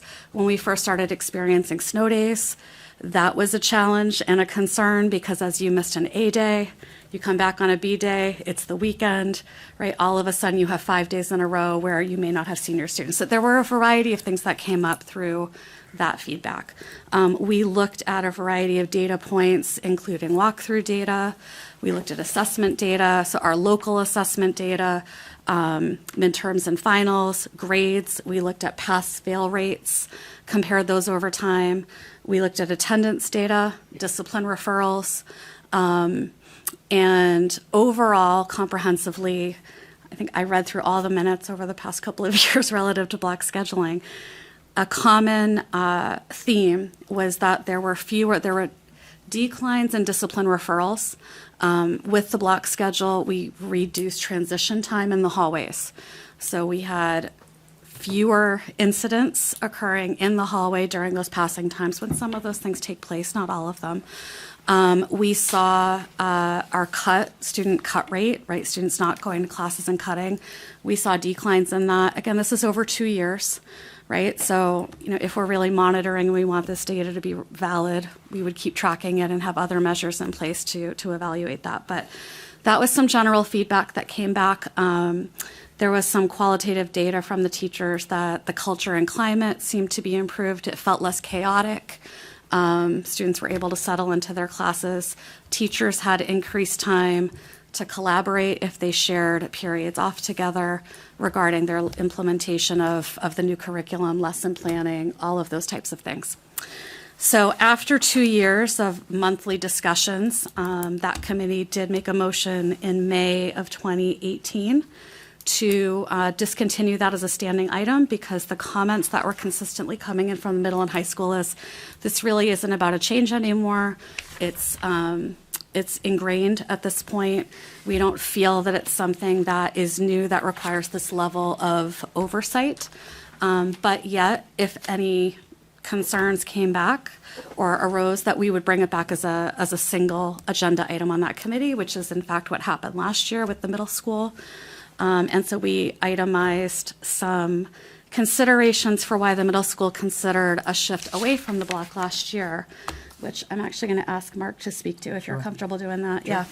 So the middle school at the end of last year, or actually sort of in the winter of last year, realized that there's a number of inequalities happening at the middle school between schedules, teachers, teacher times, teaching assignments, and so that had to get rectified. There was also some desire to have chunks of time connected with the cores and able to with when they team and just the flexibility of those cores and the chunks of that. They were looking in again with the teaming approach because the middle school is set up on that team approach, looking for a more consistency with the team. So moving away from the 90-minute block for the cores was the way to do that. And so now the middle school schedule is standardized across the board. All 3 teams are on the same time schedule. Every class is 45, 50 minutes, somewhere in that range, whereas previously there was, some UAs were this time, some UAs were, I think it was like some UAs were 35, some UAs were 45, some UAs were 50, cores were 90. Like it was not consistent and it was leading to some problems. So again, one of the biggest solutions was to standardize the schedule. And so really it was about standardizing that schedule and eliminating those inequalities of why the middle school went to those 45-minute periods for everyone. Inequalities for teachers, for teaching time, for coursework? Yes. All of the above. All of the above. Yeah. We had some teachers who had 3, who were only teaching 3 a day. We had other teachers who were teaching 5 a day. We had some classes that, like I said, were 35 minutes and other classes were 50 minutes. So now all teachers are teaching 5 and every class is somewhere between 45 and 50 minutes. And some UAs only ran for 1 trimester. The middle school was formerly on trimesters, now they're on quarters and semesters. But you might have had 1 UA that only ran for a trimester, whereas others ran all 3. So there was just a lot, right? So this was a way of attacking all of that. So. Sheila? Walk me through this for a minute. So, if I'm a teacher, how many classes do I teach at the high school? Over the course of 2 days, you teach 5 90-minute classes. You have a duty period, and you have a prep every day. So you have a prep every day? Yep. Okay. So how long is the prep Yeah, time? The prep is 90 minutes. So all of our blocks are 90 minutes. So a 90-minute prep every day. And a 90-minute duty time? 90-minute duty time on the day that you have your duty period, yes. The day that you don't have a. So on the day that you teach 3, you have a prep because we have 4 periods. Right. And lunch rotates through block 3 on a rotating basis. So that's a 2-hour-ish long period to accommodate the lunch periods. But of that 2-hour period, 30 minutes would be allocated for lunch, right? But on a day that you teach 3, you would have a 90-minute prep on the day that you teach 2, you have a 90-minute duty period and a 90-minute prep. And a 30-minute lunch. And a 30-minute lunch, yes. And a 30-minute lunch. Ish. It might be slightly less than 30, but it's like 27, I think, something. Well, Ish, right, yeah. Yeah, Yeah, let's close just to round 30, up. yes. So there's a 90, regardless, you're getting a 90-minute prep per day. Per the contract, the language in the contract says teachers get a prep period per day.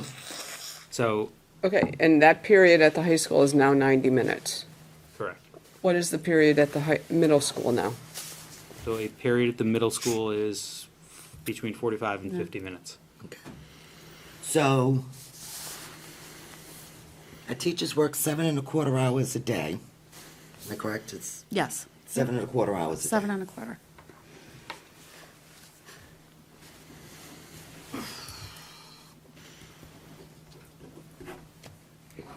That's 2 hours. So it's 5.25 hours a day. Physically, in front of a teaching in front of a student. Okay. My next question. 3 90-minute blocks. Right. Yes. Okay. So my next question, which I haven't heard on, first there's no continuity anymore between the middle school and the high school. When we did block scheduling, we did middle high school. These kids went all the way through with kind of the same schedule. But if I may, prior to this year, the middle school schedule was not the same. So core classes were 90 minutes. UA classes were not 90 minutes. No UA at the middle school was 90 minutes. So it was not continuity. What they are doing now, because of the way the middle school teams are grouped together, they still have the opportunity to have 90-minute chunks of time. I understand. So, But it's still a difference going from the middle school, where you can have 90 minutes blocks of time, sometimes you have 45-minute blocks of time, to going to the high school where you're always having 90-minute blocks of time. That's a difference. It's not the same. Just like there's a difference from elementary to middle school. Exactly, but From there's, preschool and but there's always been the transition. It's always been a huge transition to go from 5th grade to the middle school. It's a When transition. my kids were here, we were in 45-minute classes. I understand. When they went to the high school, they were in 45-minute classes. I understand. We I did my transitioned through. CAGS thesis on transition, so I'm pretty well versed. Okay, so you understand where I'm, Well, there's transition, okay. it's a pretty broad topic. It's a Um, broad but- topic, and- but it and- was made a big deal of here in Timberlake. Well, it's made a big deal of everywhere, because I can tell you, transition is where But I the guess learning my- difficulties are exacerbated. Okay. My other question is, how did this affect our special education kids at the high school by going to block scheduling? Because if I've got say a learning center Yep, as one of my classes, right. I'm only getting that every other day. Not necessarily. It depends on the student and the services that are required and written into their IEP. So, right, every IEP is written in accordance to that student's needs. And so some students potentially could have a need for services that would require 2 blocks for Learning Center. Learning Center is a location, not a, right. So while a student may have 90 minutes for Learning Center, that should be in alignment with the need and the time required and set aside in their IEP. Otherwise, we've actually done a lot of work on this, and Mrs. Brooks is here, but through the special ed audit and working with our leadership team at the high school, they've actually reevaluated in the past 2 years the way learning centers operate to ensure that it is in fact a location, not a class where all students get 90 minutes or 180 minutes. So students I are don't want to going. get caught up in the name. Well, of- but it's a legal requirement, so I want to make sure we're very I'm clear not- about it. But I'm not. So I'm when not getting caught up students, in that. What I'm getting caught up in is a child, okay, that has ADHD or whatever and can't sit for 90 minutes, or a child that needs help every day in Learning Center, they're able to get that. If a child needs the assistance Are they able to get it every single day with block scheduling? Yes, yes, They are. in accordance with their IEP and the needs that are identified there. So I'd just like to finish what I was trying to point out because it's a very important difference that we're moving to. So rather than students being scheduled to a learning center because it's a 90-minute learning center, but they may not require that full amount of services, they could be scheduled potentially to a study hall where they would have the opportunity to access a learning center and services in accordance with their IEP and return to a study hall. But it really depends on each individual student and their needs. And so it's not a one-size-fits-all situation. We're designing our schedule to be flexible enough that we can do those types of things. So I guess my answer is yes, we make every attempt to make sure we're meeting the needs of the IEP and accommodating students appropriately. So a student with ADHD might have other accommodations through the IEP that would allow that student to have additional movement breaks, to have perhaps a one-on-one para in the classroom. I mean, every child is different. So it's hard to answer your question, but I want to make sure we're very clear that that is how we approach scheduling with our students, and it's to meet the legal requirements through the IEP development. Kim? I asked Brian to put this on the agenda, and I asked for two things. Do you remember what I asked you for? You want to know about the dollar side of it? And the academic side of it. Yeah. And I don't see that addressed in either case. There is a financial cost, and this was one of the reasons I was against block scheduling to begin with. Mm-hmm. Let's go before block. How many periods were there in a day? There were 7 plus, well, lunch study. Yeah. 7 plus lunch. Yep. Yep. Now, if we take the 2 days a block, now we're looking at 8 periods plus a block, plus the lunch, right? Well, lunch is embedded Lunch in is period embedded, 3. yeah. Okay, but we're still looking at 8 periods versus 7 periods. Yes. When you look at that from a teaching perspective, there's a cost there. If I'm letting my students take 8 courses versus 7 courses, without getting into nitty-gritty details about what that cost is, there's a cost there. So let me just, before you answer on that, the request to put this on the agenda was made on Tuesday, 2 days ago. Okay. So, well, so my request to Sandy and Mark to address this, and we talked about this in our pre-board meeting. This is a big topic. There's a whole lot of analysis that needs to happen to get to cost and all these other things to assess if we even have the data that we would need to really analyze as to the effectiveness of learning when, especially given that, we have SATs in high school as far as state assessment goes, right? We don't have robust data with regard to student learning to measure this right now. Yes, we do. Well, You've had block scheduling since 2018. You better have some robust data. It's Well- been 4 years. well, what are 4 we gonna- what are we years. going to use, grades? We've had No, that we're not discussion. using grades. Oh, no, we're not using grades. What validated assessments should What, we use? what state, what is the It's state? SAT, 11th grade. There you that's go, it. then, let's use But that. that's all you have. That's I mean, fine. the variables that Let's, can.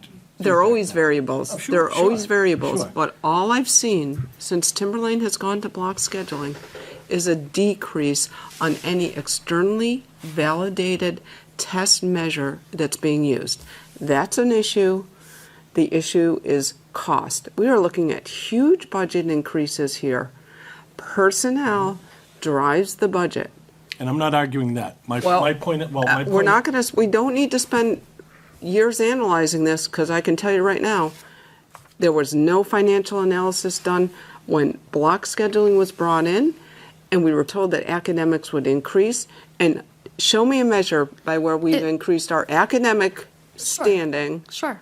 Beyond where we stand right now. From which is 16, 17. From 16, 17, From where we're 16, still 17. smack dab in the middle. Agreed. We've declined since We've 16, declined. 17, but we've There you go. improved over the past 2 years from where we were mid-COVID. Not suggesting that we are back above where we were. I understand and respect where you're coming from. But we also dropped more than other districts during But- COVID too, because believe me, I've been looking at the data for the last 6 years that I've been on the No, board. understood. And I know you've been part of a lot of the conversations when you sat on curriculum and assessment. We did look at data. At one point, we looked at a multitude of data measures. We talked about, is this correlative data? Could this be a cause? It's hard to isolate different variables with regard to the impact. We had a lot of conversation about that. At one time, when we were still looking at data on CNA, we did look at the number of students who were taking 8 classes as opposed to 7. The number of students who were taking full study hall periods, whereas study hall in the past was a half period only during the lunch block. So we had 8 periods. One was a lunch study. We now have 8 periods. One is potentially a full study period. Lunch is embedded. So we still needed teachers to cover the study half of the lunch block, right? I understand where you're coming from, that we're now spreading them out over different blocks of time. When we looked at that data, that was probably back in 17 and 18 at CNA. It was Mr. Chuljan at the time who came and brought that data. He pulled it from Power School for us. And again, years change. We haven't looked at it this year. We can certainly do that. We did not have a significant number of students who were taking 8 periods over the course of the 2 days. So we did not see a significant increase in Can I actually just enrollment. address the Yep. staffing? So I've made a year-by-year staffing at the high school and in the middle school with the number of students. So I went back from 2010, from the 2010-2011 school year through the 2022-23 school year. In 2010-2011, just for reference point, we had 1,438 students with 93 staff. In 2016-2017 was the year before we went to the block schedule. We had 1,177 students, 87 staff. In 2017-18, the first year we went block, we had 1,114 students, 85.4 staff, which was a decrease, going from not block to block. The year after, 18-19, 1,098 students, 81.4 staff. 2019-2020, 1,068 students, 80.4 staff. 2020 through 2021, 1,050 students, 77.4 staff. 2021-2022, 1,040 students, 76.4 staff. 2022-2023, 1,017 students, 76 staff. We've actually decreased staff every single year. We do that through as we see student population is decreasing, when we go to, like this time of year, students are making requests for enrollment. We look at what students not for enrollment, for classes. We look at what students are interested in taking. A very wise man told me to look for attrition. When teachers are retiring, when teachers leave, make plans for that. So then you're not getting rid of teachers. You're not firing teachers. You're doing it at a very systematic, educated way to go about reducing your staff to ensure that you're not overstaffing. You're looking at how can we, without having to make cuts, how can we systematically go about doing this? I feel as though, if you look at this data, every year since 2010, 2011, the high school has reduced staff. And we could look further at ratios and things like Yeah. that. but- So I from my perspective, I don't feel as though going to block forced us to add staff. I feel like if anything, we've been able to reduce staff. But you're taking raw data and trying to make that, you're drawing a conclusion that you can't draw just by looking at, you've got to look at the number of courses that are being offered, the number of teachers, the number of students. You can't, I'm sorry, Mark, you cannot just take the raw number of students and the raw number of teachers and tell me that you're reducing staff and have that work. I'm sorry, it's not a valid way to analyze the data. Your numbers I of agree. teachers on That was staff. my point. I think there are so many variables that we need to consider. We It's have not- to look at it systematically. We need to identify how do we want to, assess the effectiveness, the cost benefit, all of those things, right? what you just said, I think, was the point I was trying to make earlier, that this can't be just done so quickly. And really to give 2 days to say, analyze all that information, that's impossible.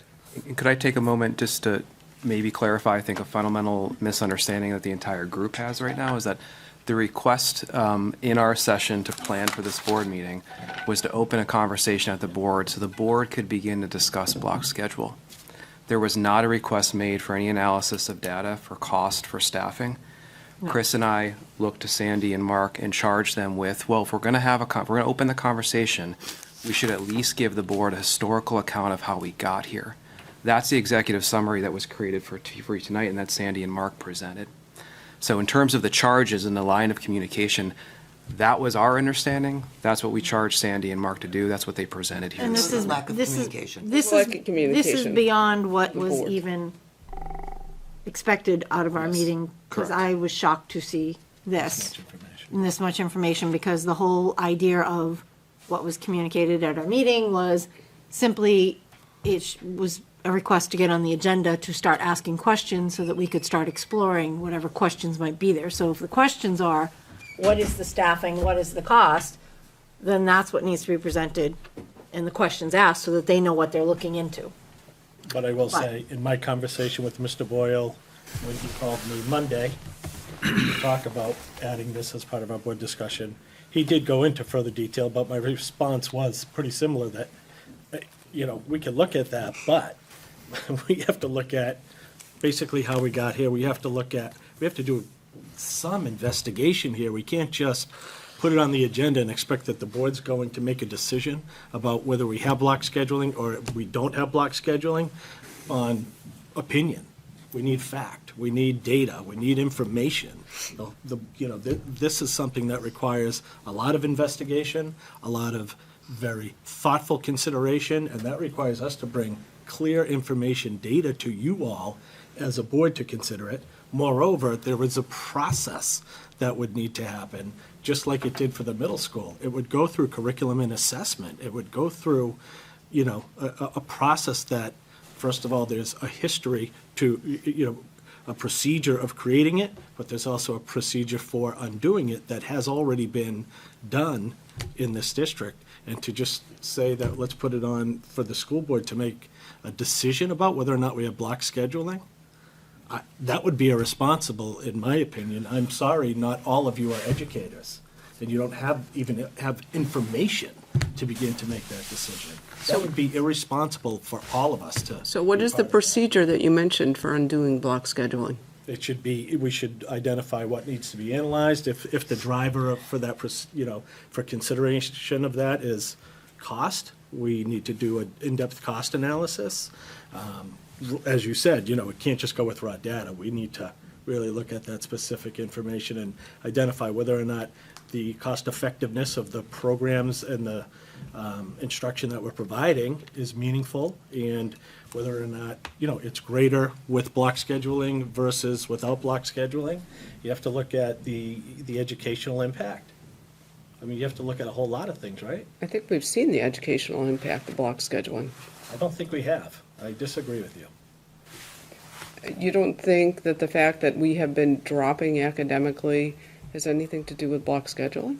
I don't know if it has or not. All I know is there are more variables that can influence that. Such as? You know as well as I do, there can be an extraordinary number of variables.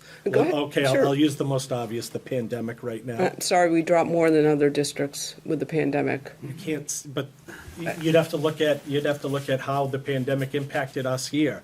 How many students went to homeschooling? How many students participated in remote instruction versus not? Like, and I'll say this, we were hybrid in this district more than most districts were for longer.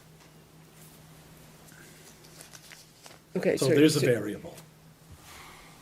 So how are you going to normalize this then to try to get this data? How are you going to try to make the case to keep block scheduling when there's clearly a financial cost and there's an academic cost? I'm not trying to make a case to keep block scheduling. I'm just saying our decision should be done responsibly. Okay, and I don't think just throwing it out there, and thinking that we as a group are going to make that kind of a decision is responsible.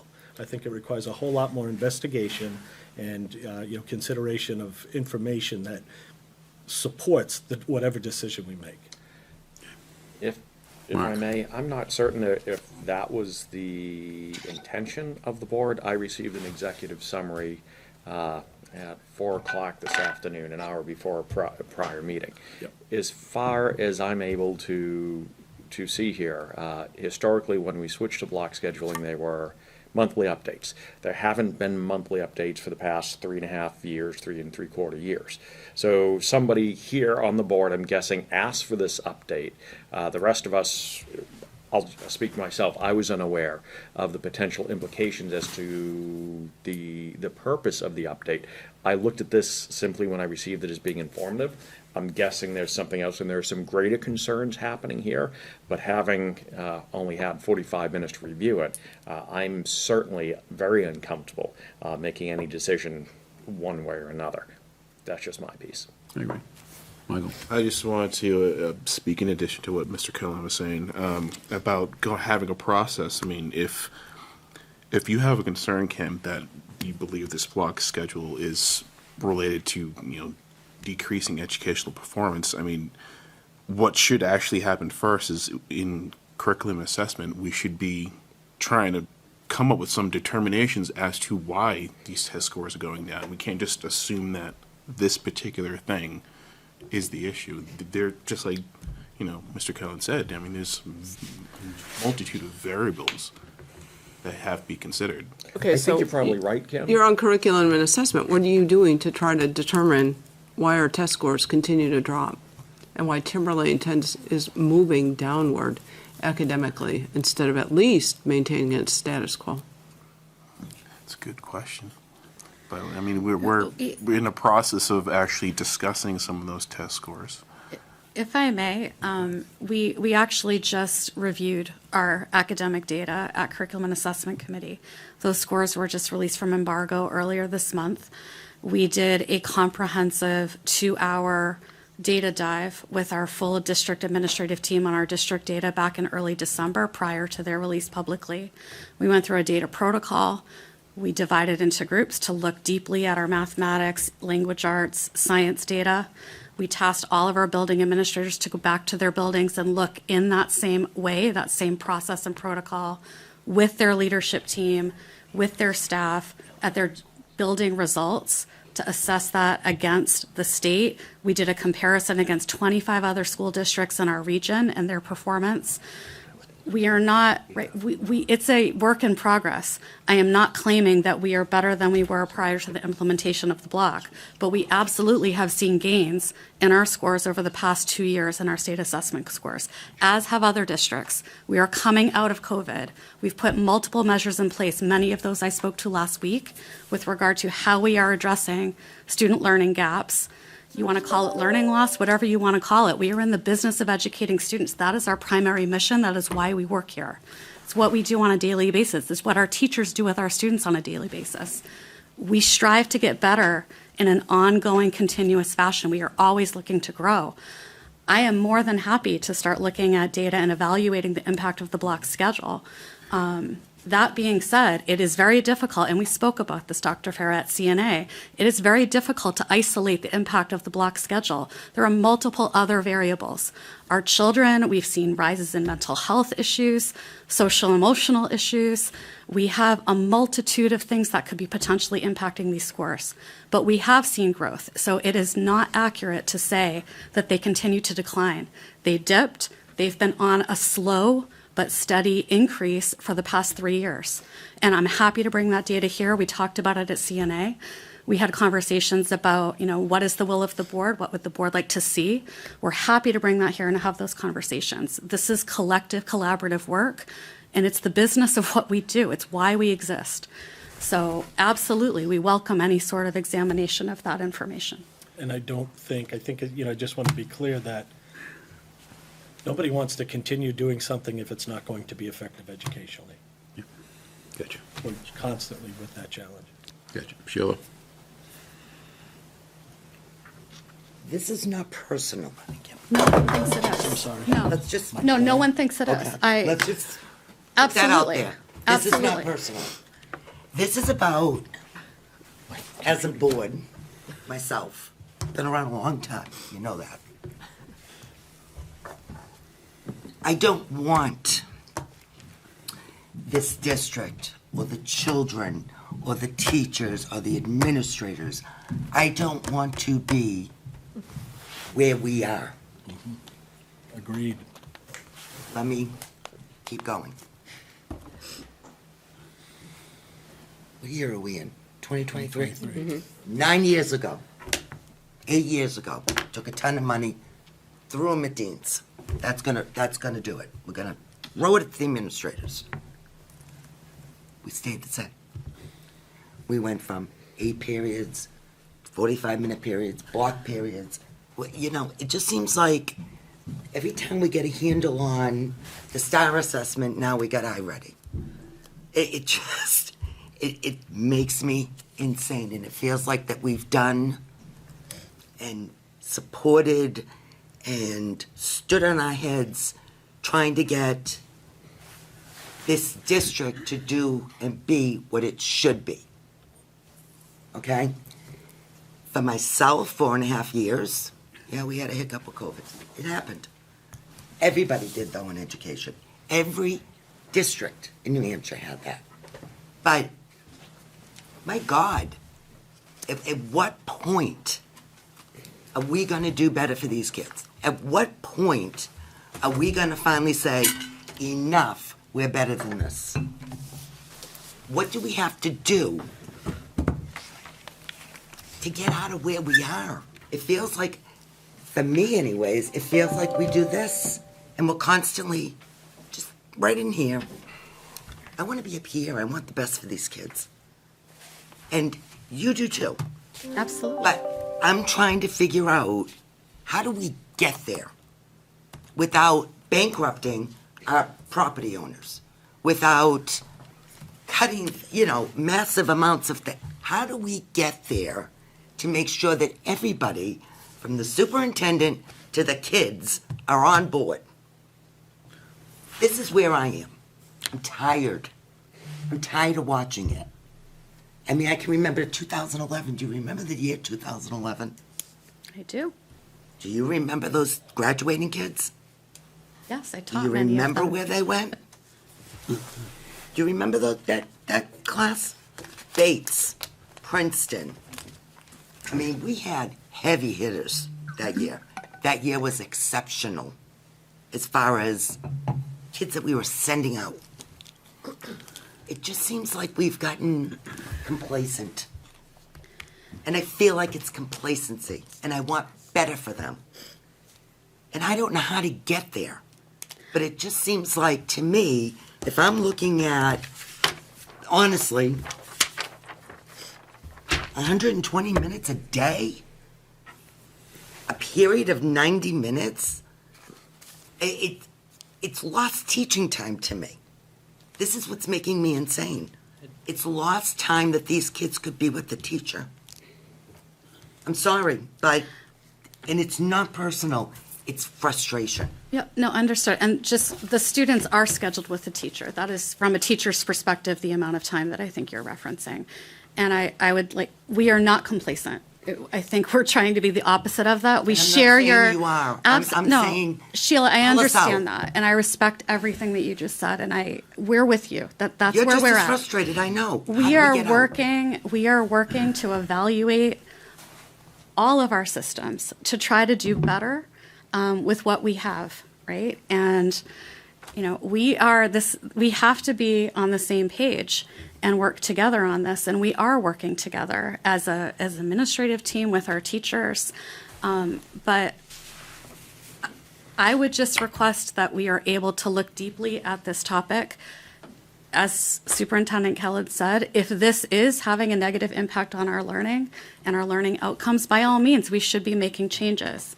And we're happy to do that. So we had implemented that. We had made that decision of May of 2018. to stop regularly revisiting that. We can certainly go back to that. We have a CNA meeting this coming Tuesday. That can be our first agenda item.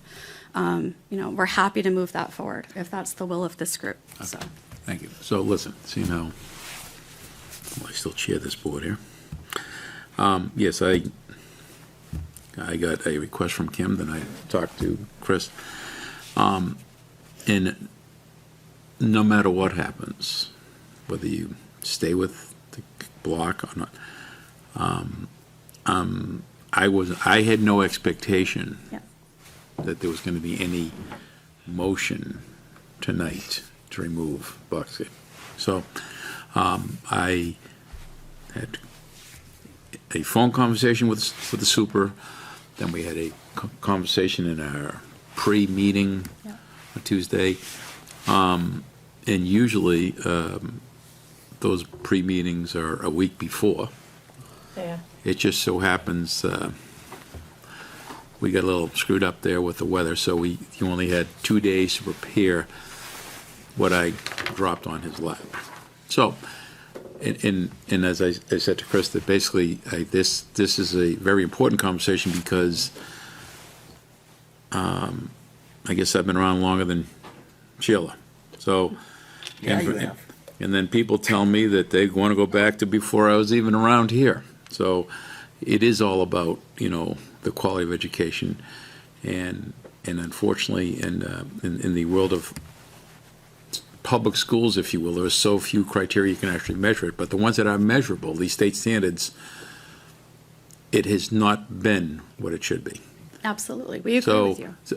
And I'm sure you do. We do. So I think that I understand that's the goal. You can, I'm sure the board as a board is in agreement with that also, because this is the first of, there'll be a heck of a lot more discussions. This will clearly be an agenda item, I guess, for the next few meetings till we're off the board, but, You're always welcome. well, it's just, it's not a matter of being welcome. I mean, to me, there is, you brought up some interesting data, Mark, in terms of from the headlines, that you're looking at the student population versus staffing. Now, what the underlying information is, that I don't know, but it's, at least that there are fewer than. No. When you take it and take the number of students and divide it by the number of staff, teachers, it doesn't give you the same picture. That is my point. Okay, but I also know that even if you go 5 years before that, you're looking at a much larger student population at Timberlane also. And I don't know what the next 5 years brings in terms of population. We can go down and look at the middle school. Yes, we do. We've got the NASDAQ It's data, supposed which to go is up a usually bit. right on the money.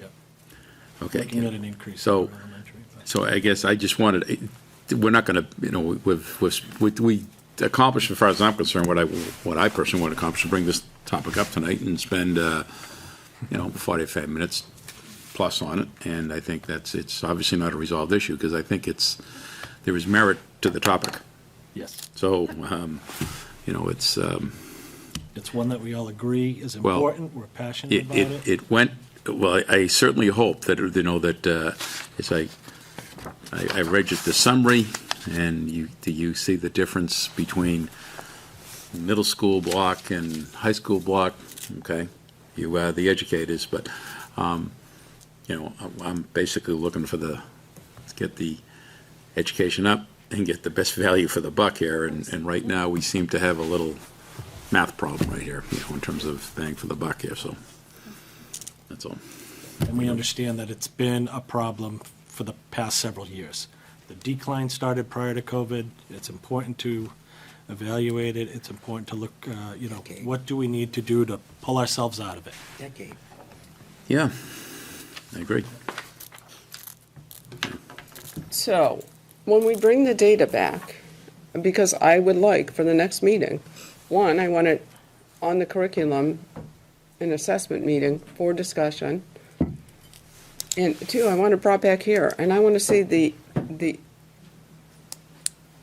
case that you're going to make for the academic side of the house to keep block scheduling, Because as you know, when we looked at the research, especially in math, Yep.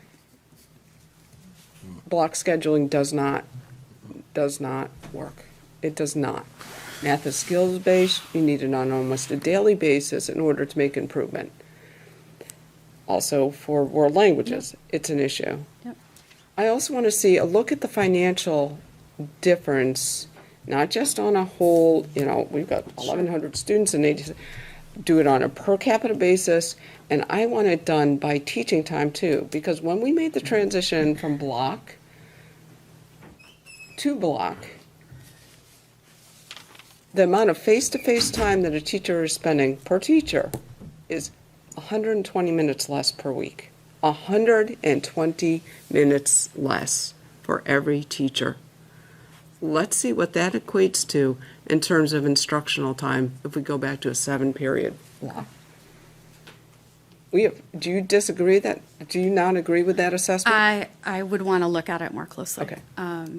Yeah, but we can add it to our agenda. We have That a is a meeting next Tuesday. huge issue. Yep. So That's a huge issue, and that could be why we're seeing such an academic we'll look at that on status. Tuesday. We'll start that conversation. Do we want that for February 16th Yeah. or the 9th?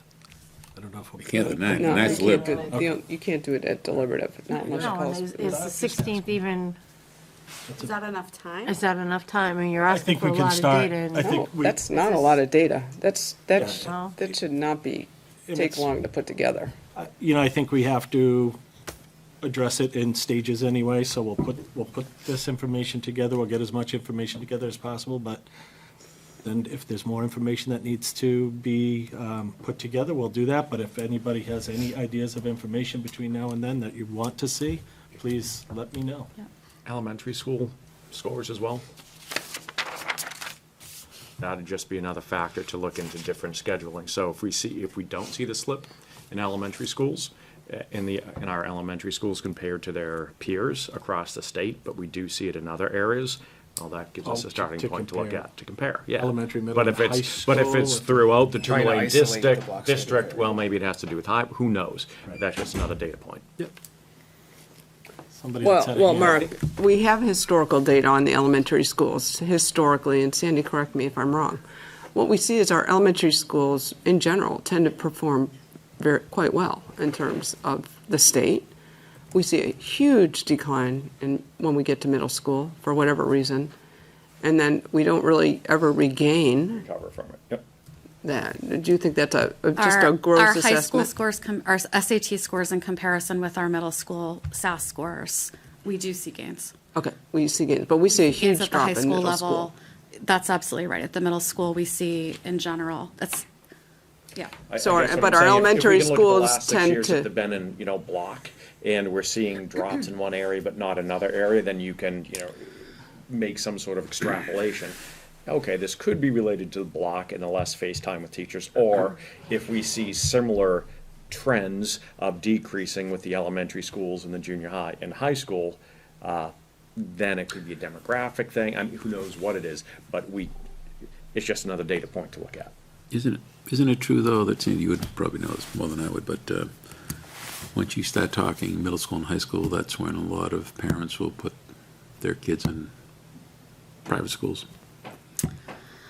I mean, I don't have data on that, but certainly at the end of 8th grade, we do see some families, right, opting to go into private schools at the high school level. I don't know that we see a significant number going from elementary to middle, but we could certainly look into that. Yeah, it was just curiosity, because it just seems to me that when my kids were going through this process, that quite a few smart kids that were at the academy did not go to Timberlane High School. That's what they chose to do, so I mean, that must skew your scores if you lose certain people. I know then quite a few athletes, I know that certain, depending on the sport, they get bummed out when they lose some of those kids too, but whatever. It might skew your scores, but every single public school has that same skewing. Yep. So then that becomes a non-issue. It's not going to skew if But every when other it's- public school has the same brain drain. Well, some schools would have less. But it would, but it, One could argue with Exeter would have less, one could argue that. Why would Exeter have less, though? Because Exeter academically is performing well, so the students don't feel the need to move into a private school That's setting. exactly why you'd have less strain. You might have some variance due to location, right? You know, we might have access to more private high schools than, say, north of Concord. I don't know. Than Bow, right. Right, with the multiple Massachusetts schools. But I don't know that it would be statistically significant either. You'd have to analyze all of that to really figure So I out think whether or we not all that's agree a that we're variable. distressed at the dropping test scores, and we're looking at avenues of fixing that. And one of the things to look at is the impact of block scheduling. That's where you guys are coming from, right? That's the those are the data points we want to use to evaluate, yes. We want to optimize student learning, however we need to do it. Right. Right? However we need to do it at each level. If that means scheduling at elementary school, scheduling at middle, scheduling at high school. And We one want of to the metrics optimize being student learning and standardized testing. performance. And you've also Yes. got to look at the financial implications of Yes, block yes. scheduling as your town gets ready to get hit with a 10% tax increase. Yep. Brian, could you call on Katie? She's been trying. oh, I'm sorry, I didn't say, You yeah. gotta raise your hand. Raise that hand, I think. You all just having a Dave. great old conversation. I didn't want to interrupt it. So in regards to looking at what's best for the students, have we thought or have you all looked at like the schools, the high schools in the state that are performing the best? Have you looked at what they're doing to see if we can implement that? We've had some conversations, actually, more specifically at our administrative meetings, with regard to science, and some districts that have done some extensive work to dig into, science curriculum. And so we haven't visited those schools, but I would say that's probably one of your information, because if you've got a school that's scoring extremely well, I'd want to know exactly what they're doing and see if that's something that maybe we can adopt or something. if that Especially helps. similar Exactly. communities. You want to Yep. look at similar communities, so you try and Yeah, but I'm take just some saying, of those sometimes we don't have to variables reinvent the wheel. out. Yeah, we do. We have that information. That information's available to us Yep. on the State Department of Education website, and we have, I4C data and things that we can look at in iPlatform to create the schools that we want to compare ourselves to. could I, just for clarification, in 2 weeks, because we have a wide array of data, is it the will of the board that you would like to see the current 2022 New Hampshire SAS and SAT assessment results, or are we bringing back data specific to what we learn with regard to our preliminary investigation into the impact of block, financially, academically? They're connected, but there's a far deeper level of data that we would bring if we were to look comprehensively at our assessment results. You see where I'm coming from? I think to make it easy, and back to Mark's point,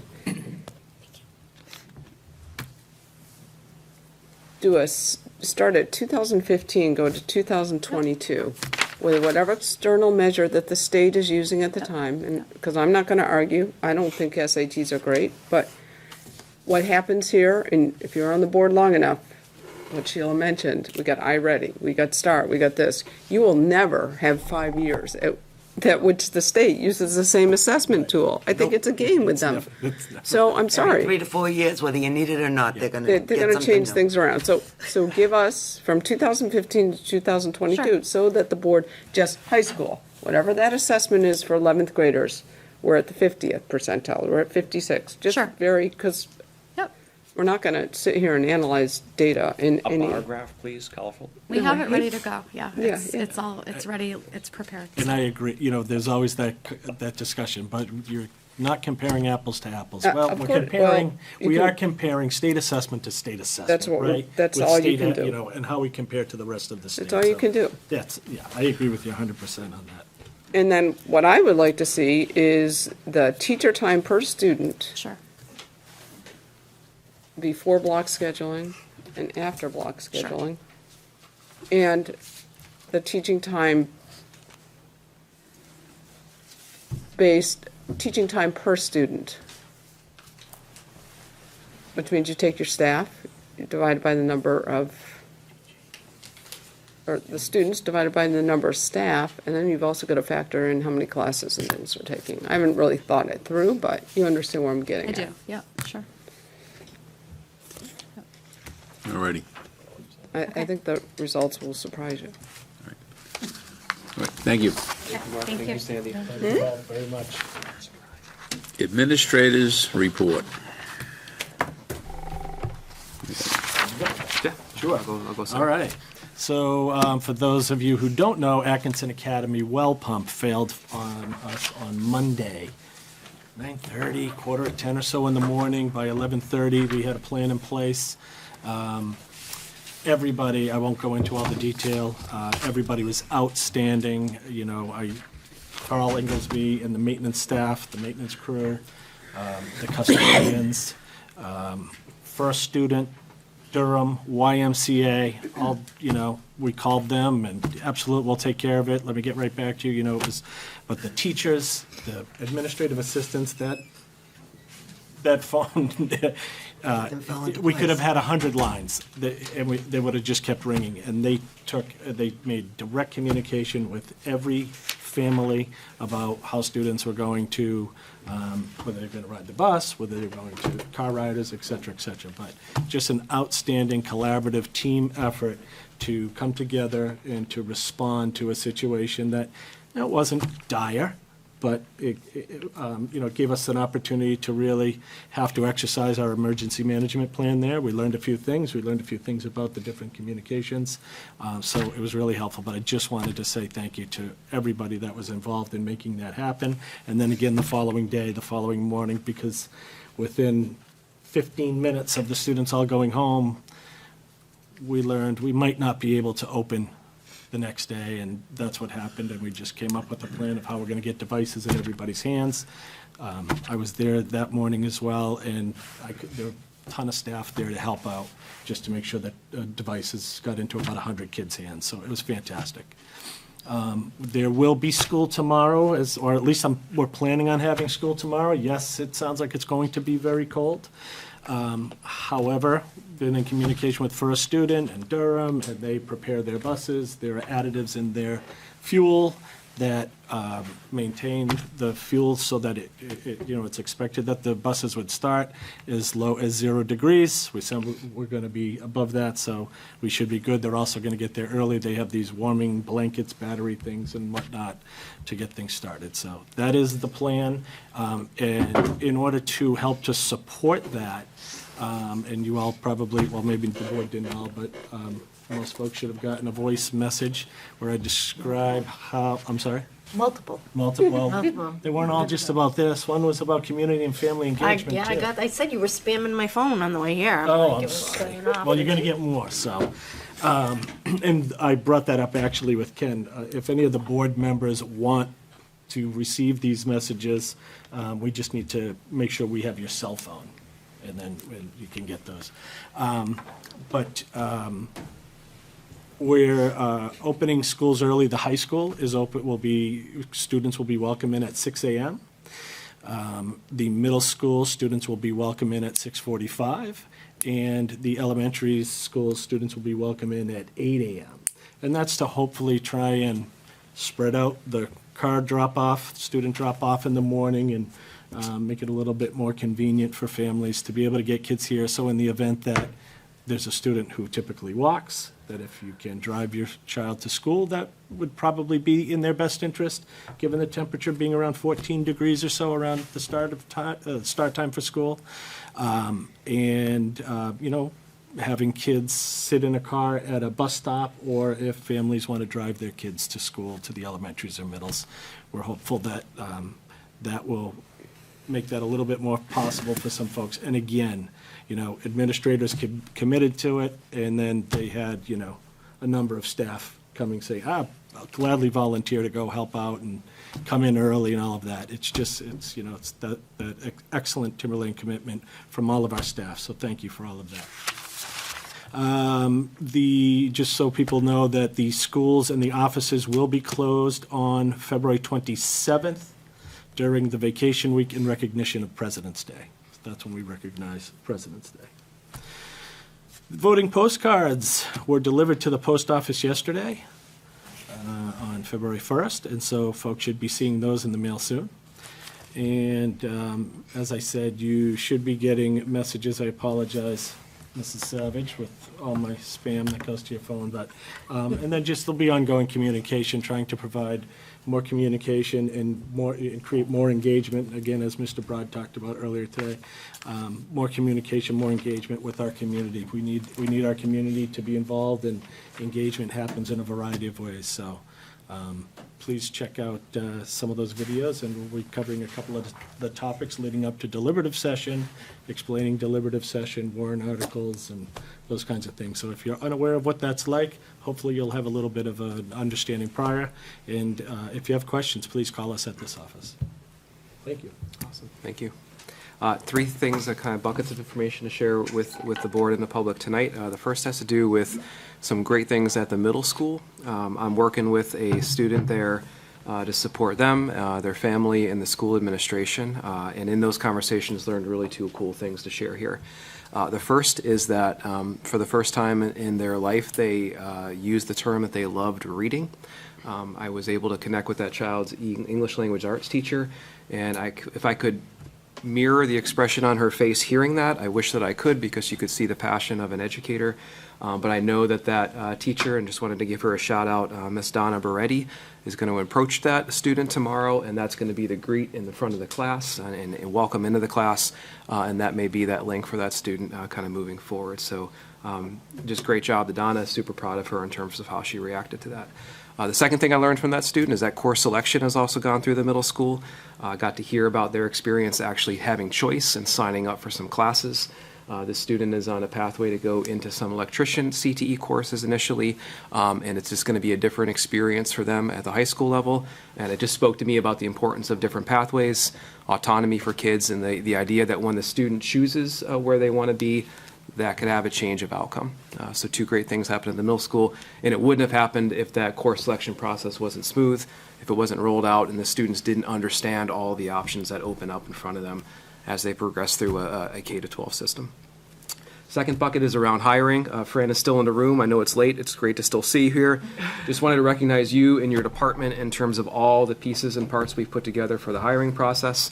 The commitment that you've made to candidates when we recommend to hire, to really squeeze that timeline and grab them here. So all the props there. As an administrative team, we're going to assign administrative leads to each of our vacancies that are currently posted next Wednesday. And we're going to go full throttle with the hiring process that Friday. So we hope to report back some great candidates that we're going to be recommended for hire, that we hopefully will be seeing show up on manifests as we get a jump start on the 23-24 school year. Fully staff our schools with highly qualified people. And lastly, we've talked about student achievement a little bit tonight.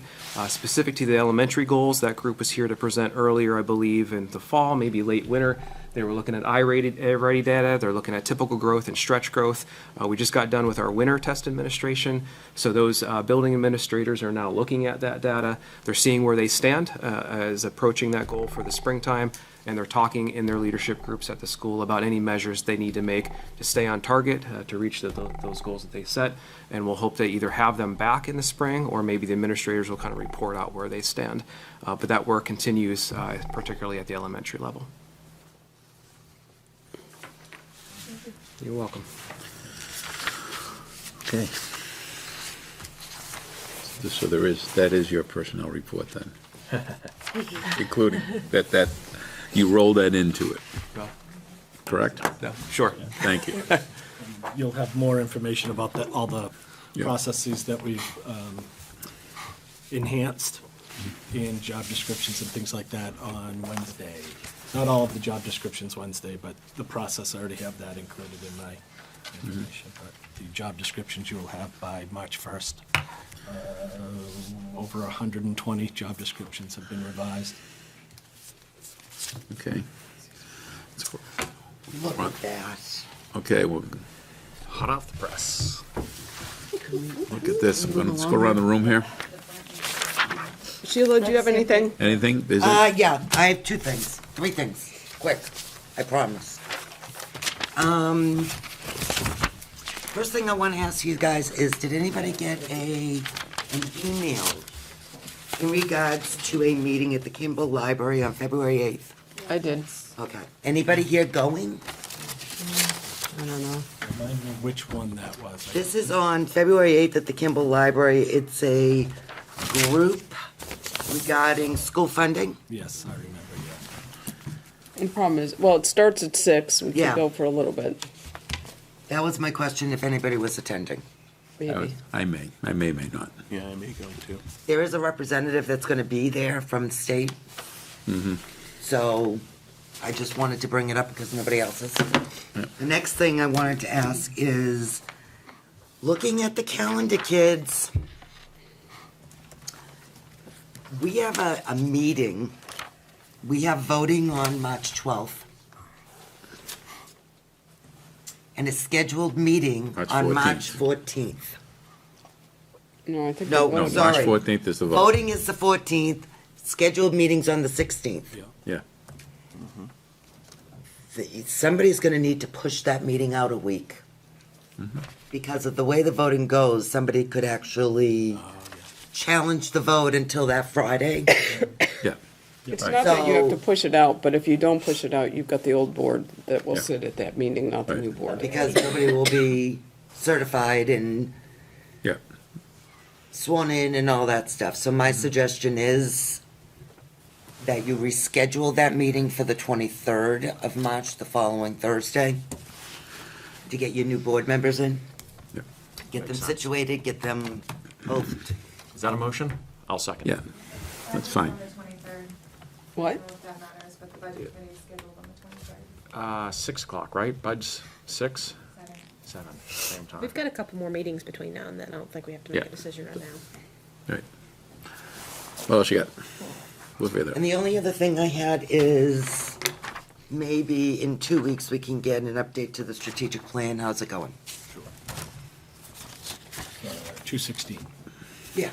We haven't heard anything much on the committee or anything, so I was just kind of curious how it got. Well, All right. it's important. Strategic plan's important, so I was just wondering where we are. Safety committee, we are meeting this coming week on 10 a.m. on Tuesday. That's it. Mark and I met with policy today. We got a lot accomplished. There'll be some things being pushed forward soon for a board review. I don't have anything. I don't have anything. Mark, you have anything? Nope.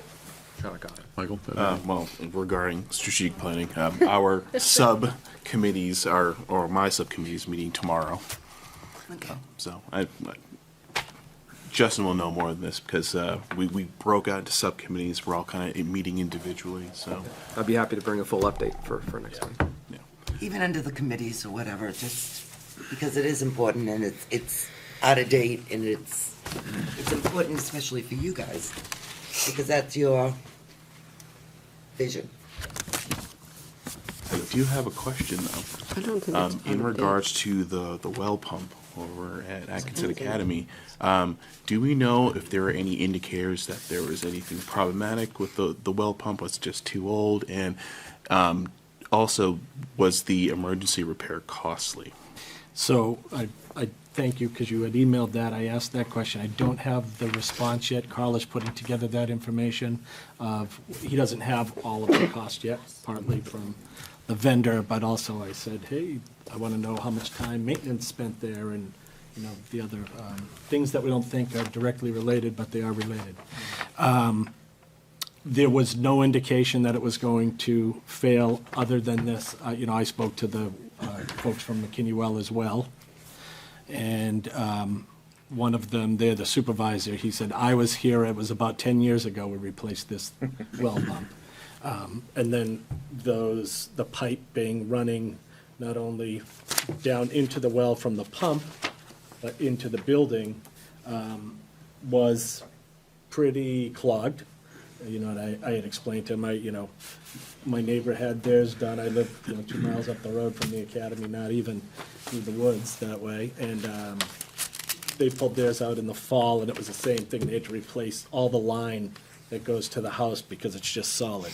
They were able to core it out. That's what we had to do. They were able to core it out, and we didn't have to replace it yet. But that's going to be, I'm sure we're going to hear from Carl and bring that forward to the CIP, which I think was your point to asking the questions via email. We're probably going to be looking to dig up that section from the pump to the school building at some point Well, the good news is that's a relative term, you know, it's expensive, because it's a relatively short trench. Yep. I don't think it's even 50 feet. No. And I'm guessing when they dig it up, they'll probably put a couple of extra sleeves there. That's what we talked about. And it just happened, a clog pipe. It's, you know, it could have been a lot worse, and it's resolved, so, you know. We have lots of iron in Atkinson water. That's Well, what it is. it's, yeah. This whole Well, area. part of the reason I bring it up is in consideration with some of the things that we're proposing warrant articles, you know, we're talking about increasing the capital improvement funding. I mean, it's important to keep that in mind that, you know, having that increased funding would help maintain things like the well That's complex. not So a you broke capital That's improvement, a though. maintenance, That's maintenance. That's just a basic maintenance thing, That's really. emergency maintenance, that's not capital that's- improvement. Something's wrong if that's like a six-figure job. That's- No, I Something's wrong, can't. that's not a capital job. I don't think it's. Of course not, shouldn't It's be. not very different from doing a resident, Correct. It's a very short line, but Yeah. hopefully, at any rate, other than the pump itself might be much more expensive than a resident's pump. correct. Pump itself, right? All righty, so, with no other business in public here, I think we should go into a non-public here. Actually, right before we go in, last week at this, I think you should deal with that with the new board, you know, we already had that. I know, and know, we and talked we- about that last week, and the board agreed for the most part. And I had stated then that I would ask the new board to reaffirm it.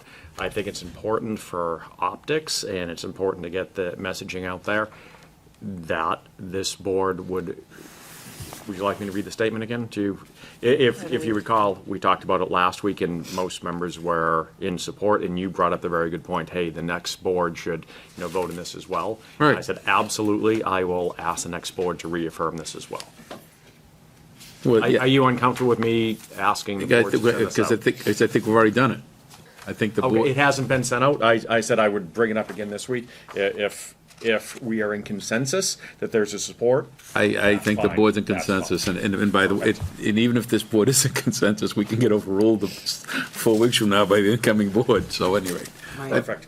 Anyway. I'll ask it to be sent out then. Yes, sir. Awesome. Right. Just as a matter of information, there was a bill in front of the New Hampshire Senate, or whatever the legislative body was, I think it was in 2013, to make those negotiations open, and I don't think it ever passed, and I think the unions were against it, so just letting you It's know. obvious union discretion, and Well, it's, I'm yeah, just letting you know. There are reasons, pros and cons, understood. but Yes. letting you know, it may not. Yeah, do you remember that? Anyway, I was doing a little research. I don't remember, but, Okay. alrighty. So I'd like to go into a non-public, actually, first we have to get out of this meeting, so that we're all done for the night for public. Thank you, Kelly. We will not be. Thank you. We will not be coming back. Pick up some tomorrow. Yes. Kelly, this looks great, thank you for all the hard work. And hearing